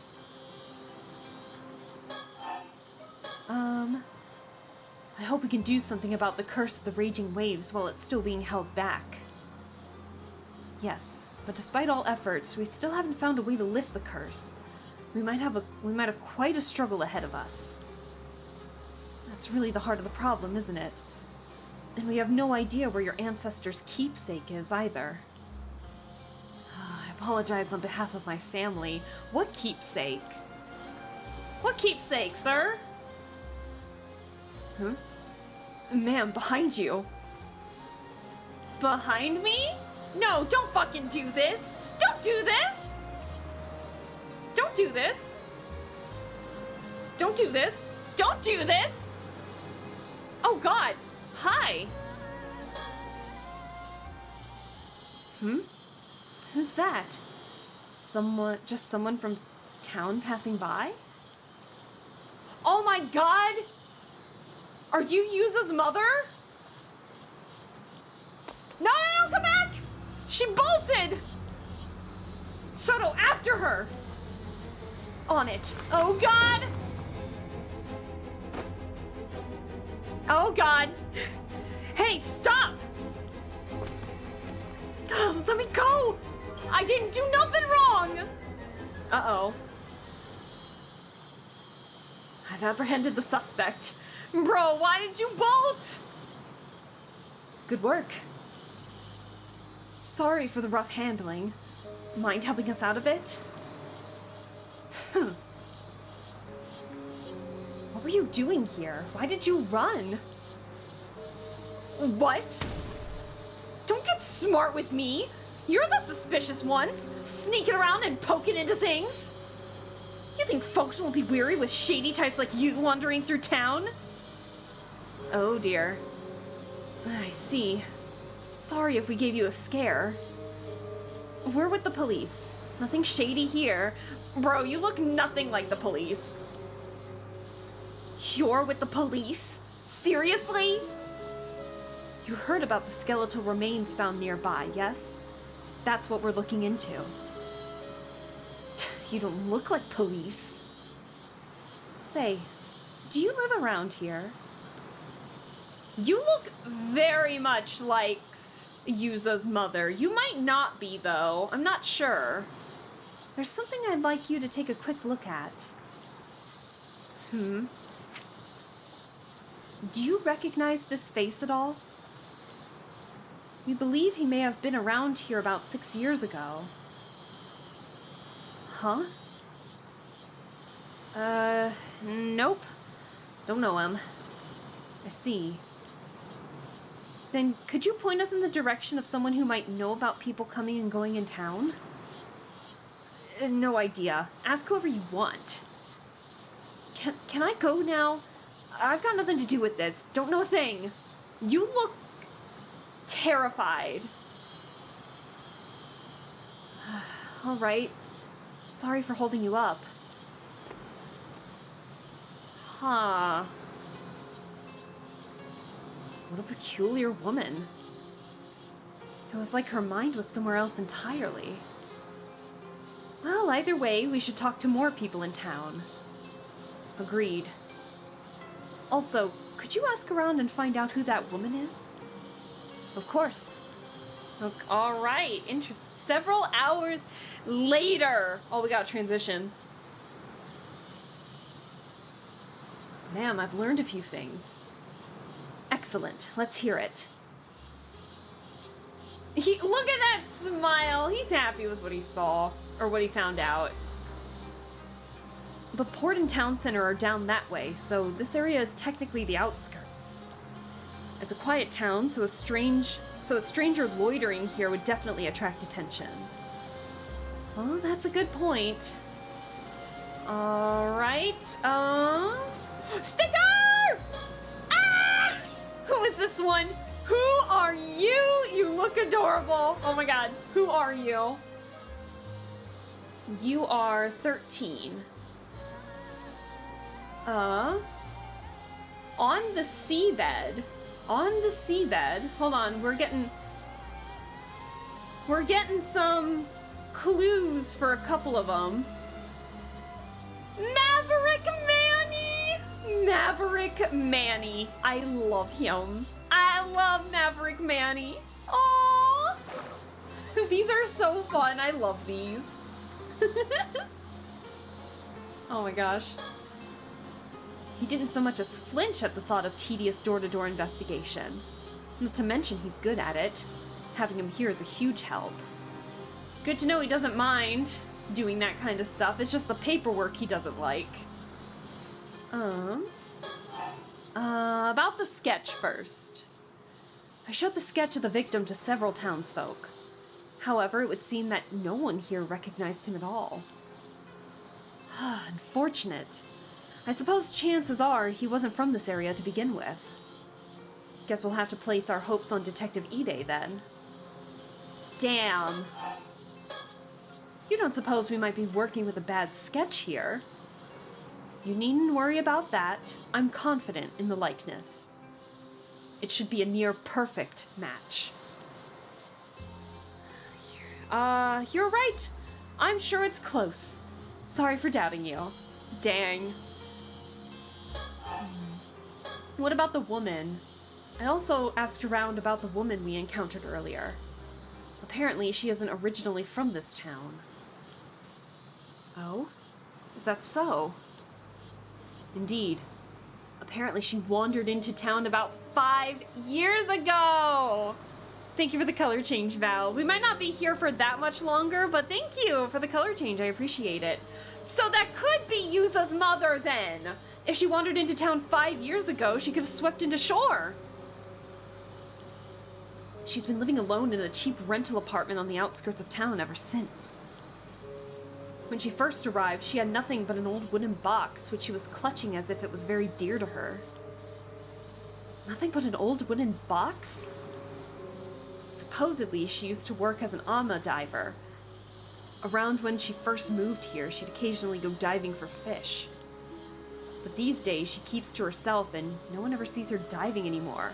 I wonder what happened that prevented her from at least even trying to contact her son. No one really knows how she supports herself, and many of the islanders find her unsettling. Perhaps she fled from something and moved her life here. That was suggested, yes, but she's never spoken about her past, so no one knows for sure. Although according to her landlord, she's never been late on rent. And she's never caused any problems either. Still, it seems odd she'd get so worked up about strangers coming to town. Doesn't seem like she's in any position to be worrying about that. You think she might be hiding something? It's possible. Her attitude changed the moment she said we were with the police. Perhaps she was keeping watch over the coast where the bodies were dumped, waiting to see if someone showed up. Right. I mean, the most recent body is from 6 years ago, and she arrived in town 5 years back. The timing is rather suspicious when you look at it like that. We'd best keep an eye on her. Agreed. Were you able to get her name? Apparently her last name is Somekawa, but I didn't manage to get her first name. Ah, but we have her first name! Mare Somekawa. I wonder what's going on with her. Somekawa? Why does that name sound so familiar? You've heard it before? I think so, but I can't quite remember where. But I'm a woman who cast off her past long ago. I guess I shouldn't let it bother me. Not this again. Let's leave any time-consuming background checks to Detective Ide. Very well. I'll inform him. Alright, hold on. Somekawa. A woman living in Toba. Although she occasionally does work as an Ama diver, it's unclear who she is and where she came from. She apparently showed up in Toba about 5 years ago with nothing but a grubby wooden box to her name, and has been living there ever since. I mean, that's 100% her. It's her. Like, come on. And now she's actually dead. So, she was alive for 5 years, proceeded not to tell her son, lived just off the coast where she could see the fucking island in the distance of where her son was, and then proceeded to actually die as half fish. Damn, what a life she's living. Well, not anymore, but like, what a life she lived. How about that? Uh-oh. So does this mean that woman might have been marking us since we got here? It's possible. I apologize for not noticing sooner. Even a moment's lapse can expose one to a curse. I was careless, so I won't let that happen again. You can be cursed that easily? That's terrifying. What a world we live in. Dang. That concludes all the information I gathered from my inquiries. That helps a lot, thank you. Shall I summarize our next steps? Yes, I suppose we do need something about... I do suppose we need to do something about all this. Let's see. About the unidentified skeletons. Regarding the unidentified skeletons, until we can identify the victim from the sketch, we have no other leads to move forward. I believe it's best left in Detective Ide's hands. Yes, agreed. And I think the same goes for that Somekawa woman from earlier. We'll have Detective Ide look into her. It's nice to have someone we can rely on. Agreed on that end, too. In other words, we can safely leave the skeleton case to him for now. Yes, but we should remain vigilant regarding the cursed stones. And then the Curse of the Raging Waters. Regarding our main objective, or the so-called Curse of the Raging Waves, without knowing how to lift it, there's not much we can do right now. I don't suppose there's a chance you'd be able to break that curse using brute force? You're quite good at that. It's certainly an option if worst comes to worst, but I can't say I have high hopes it would work. I guess it would be more realistic to try and find some clues about the whereabouts of your ancestors' keepsake instead. Indeed, it's said that the item may hold the key to lifting the curse of the raging waves. But even the location of the map pointing to that keepsake has unfortunately been lost to time. He looks so upset! Although the map's said to be hidden inside a model of a mermaid mummy. One rumors... Sorry, what happened? Sorry. One rumor says it was sold overseas during the Edo period. Doesn't sound promising. If we can't find it, I guess we're back to trying to break the curse with brute force. But to even consider that route, we need much more intel from the island. Which is why we need to head to Kamishima. And at the very least, advise the locals to evacuate. Yes, hopefully someone of influence there will believe us about the curse of the raging waves, which is why they wanted to go see,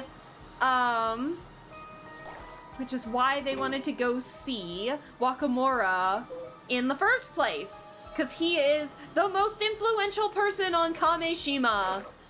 Interesting.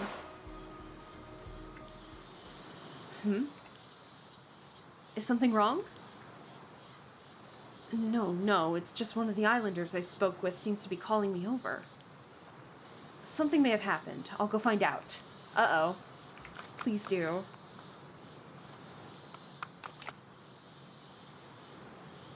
Ma'am. What is it?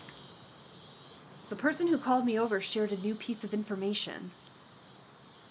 They were told to keep it secret, but opened up since we're with the police.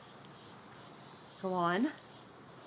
Earlier this morning, down by the shore, they apparently found something that resembled the corpse of a mermaid. What? So this is the same day? Wait, so then it can't be Somikawa. It can't. Hold on. Fuck, what? So it can't be Somikawa. So it's either Mare that is the mermaid, and then this is Mare, or... So either this is Mare, or Mare is the corpse in the water that we were identifying earlier. Twins? That would make sense. That would make... Twins, perhaps? That would make sense why she wasn't showing, like, her son, or she wasn't, like, trying to contact her son back on Kamishima.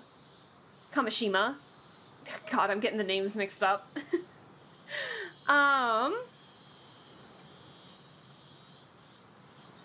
Or do you think it might be that doppelganger? Okay, hold on, hear me out. What about this? What if Mare... Okay, hear me out. I'm not entertaining that, Val, I'm sorry. Hold on, I am in thinking mode here. What if, during the Southern Sea disaster, that was Mare? And then when the disaster happened and she... What a lovely day. Not when I'm trying to But theorize! alas, I am dehydration, so I must consume drink. Oh god, where was my train of thought going? Oh shit. Oh poo. Alright, hold on. Let me recollect my thoughts here. No, you're fine, Yell Appy, you're fine. It was just I was like right in the midst of trying to figure out what was going on here. Okay, so what if Mare was indeed the woman who was at the Southern Sea disaster? But, hold on. What if, when she was trying to save her son, Yuza, from, like, not dying at the hands of the disaster, where is it? She made a pact with the Tomokazuki, and what happened... Oh, that doesn't make any sense. Oh, hold on. Hold on. What if... Finding... Yeah, she paused. Yeah, so the Tomokazuki pull you in using things that, you know, you need or want, and pull you into the depths of the sea, right? So what if she made a pact to, like, grab the item that the Tomokazuki was using, to, like the buoy, to save her son when he was, like, ready to drown, like, help him, like, pull him back up to safety on the shore?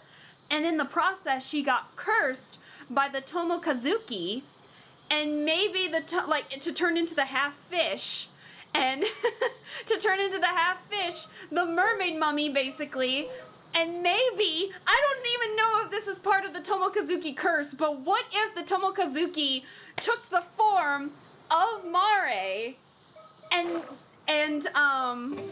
not the files, the profile. And so what if Somikawa is the Tomokazuki and took on the form of Mare, so that's why she looks really similar to her, but then Mare, just, you know, having been, but they said, wait, no, that doesn't work either! Hold on, I'm confusing myself!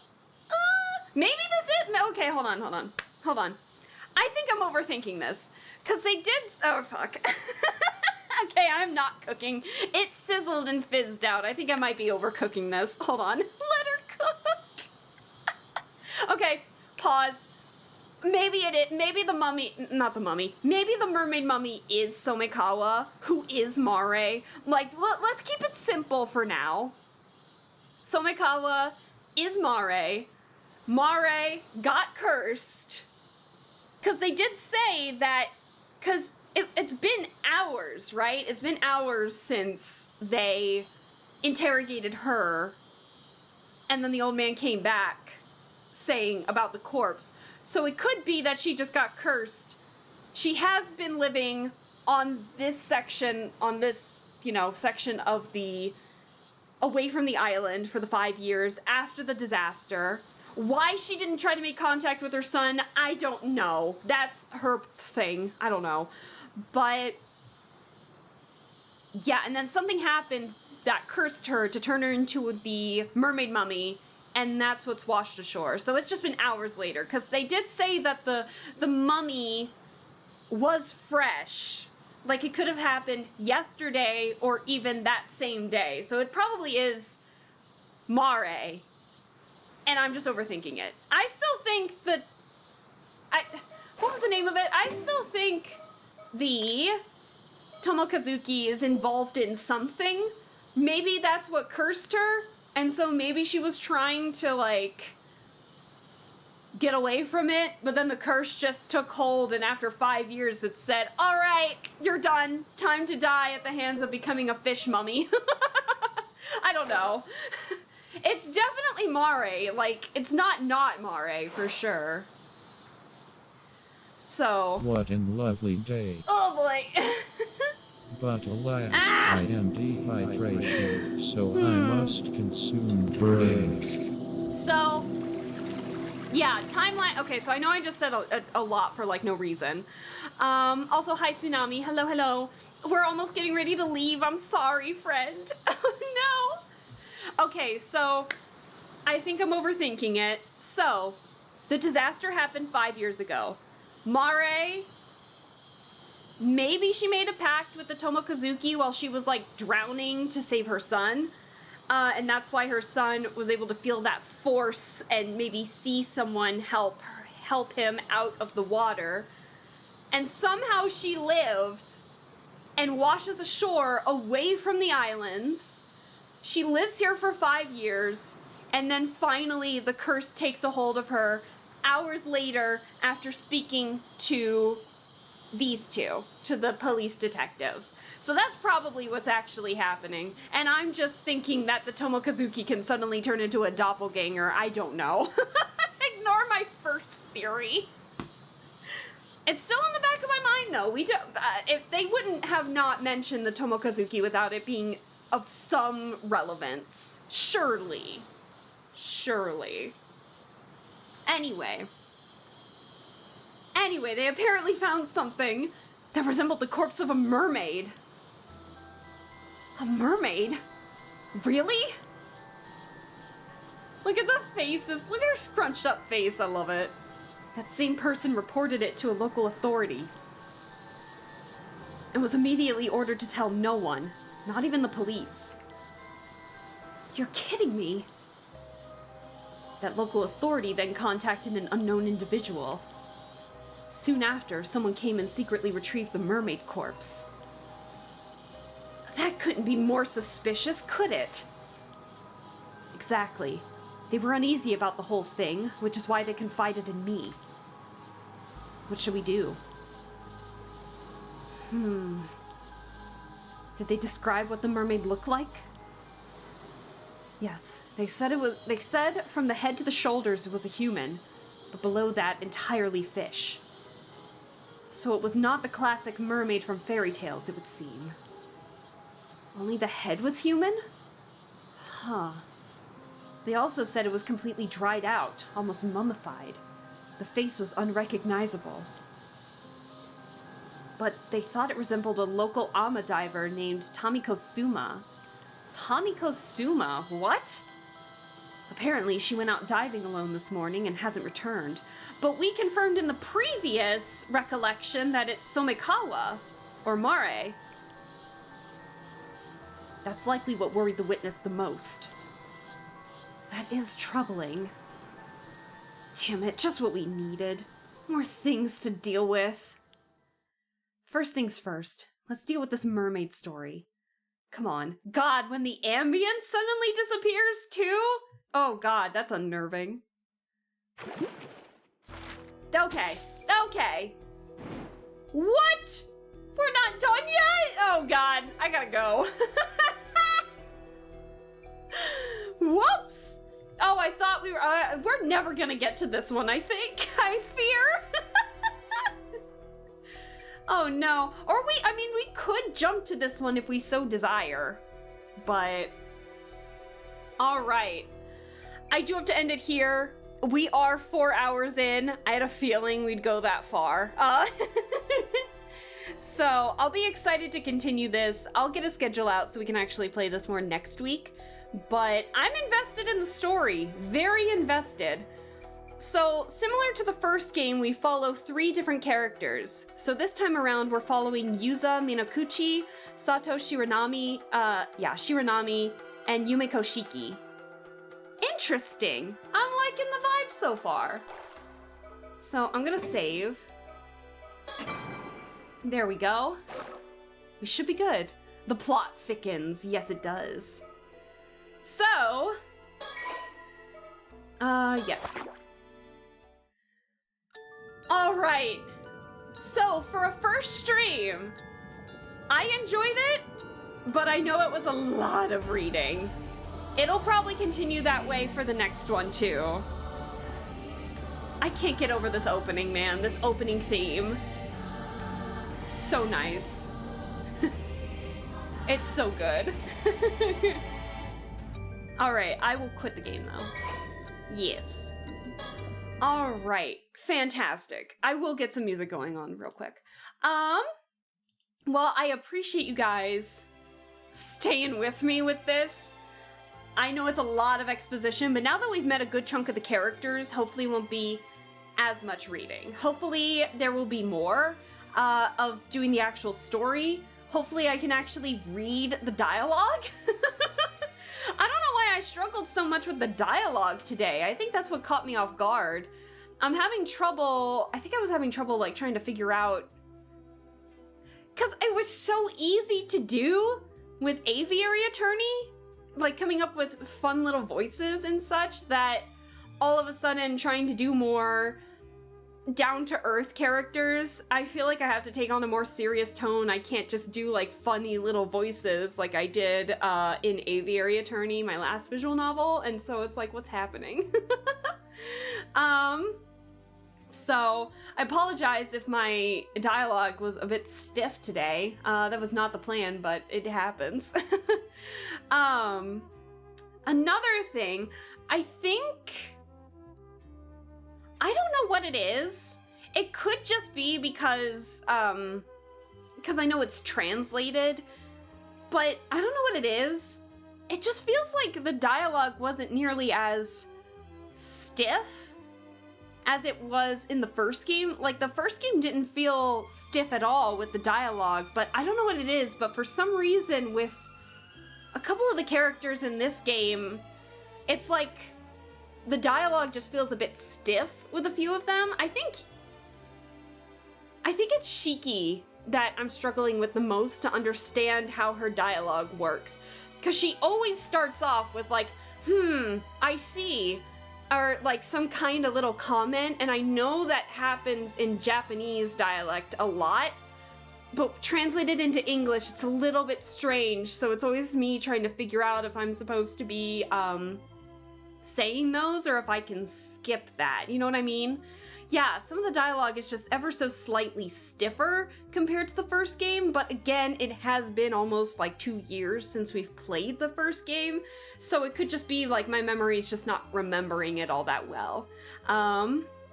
So yeah, definitely an opening kind of thing. But yeah, overall, the art is great. I like the fishing minigame. I thought that was pretty fun. I hope to see more of it down the line, like, so we can level up even more and really traverse down in the underwater sections and find creepy mermaid mummies, maybe? That would be fun. That would be very fun. So, yeah, I don't really have too much else to say. I hope that you guys enjoyed it at the very least.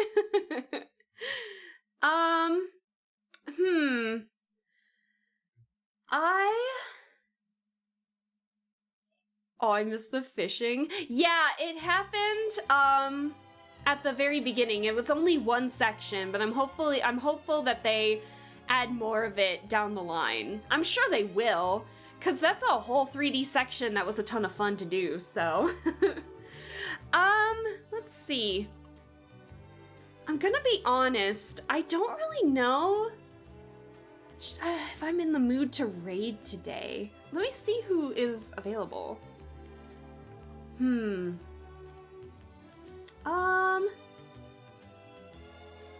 Oh, you know what? Do you guys want to watch someone play Resident Evil 8? Spooky Sushi is live and has only been live for like 20 some minutes. Do you guys want to say hi to Spooky Sushi, who is very sweet, and it's very fun to join their streams. Thank you for the stream. Yeah, no. Thank you guys for staying. I know the first stream is of a Paranormasight game is just very, very file heavy. So it's a lot of reading. Hopefully down the line they won't be. Well, we can focus on the dialogue and the mystery a little more. But today was definitely the introduction to the game. So hopefully we will continue playing more of this down the line. But thank you all for staying. I know this is probably a little more boring compared to like the other visual novels we've played recently. But thank you so much for sticking around. We'll definitely be continuing more of this. Maybe I might purposely give these characters more cartoony voices to make it a little more entertaining, but I don't think I can beat my performance in Aviary Attorney. I think that might be a little difficult to do. But yeah, thank you guys for staying. I'm very much enjoying the mystery. I can't wait to see where it leads, and I will be excited to continue just doing a bunch of other stuff, so be on the lookout. My next stream won't be until Sunday with hopefully a successful art stream now that my tablet is fixed, so we'll see how it goes. Keep your fingers crossed. Maybe I'll draw the storyteller. Who the fuck knows? I don't know. Let's go say hi to Spooky Sushi, though. You all enjoy the rest of your night and a good chunk of your weekend, and hopefully I will see you guys on Sunday while I give myself time to think about what to freaking draw. So you all have a good one. I will see you guys soon. Be safe, enjoy, and I will see you all later. Bye, guys!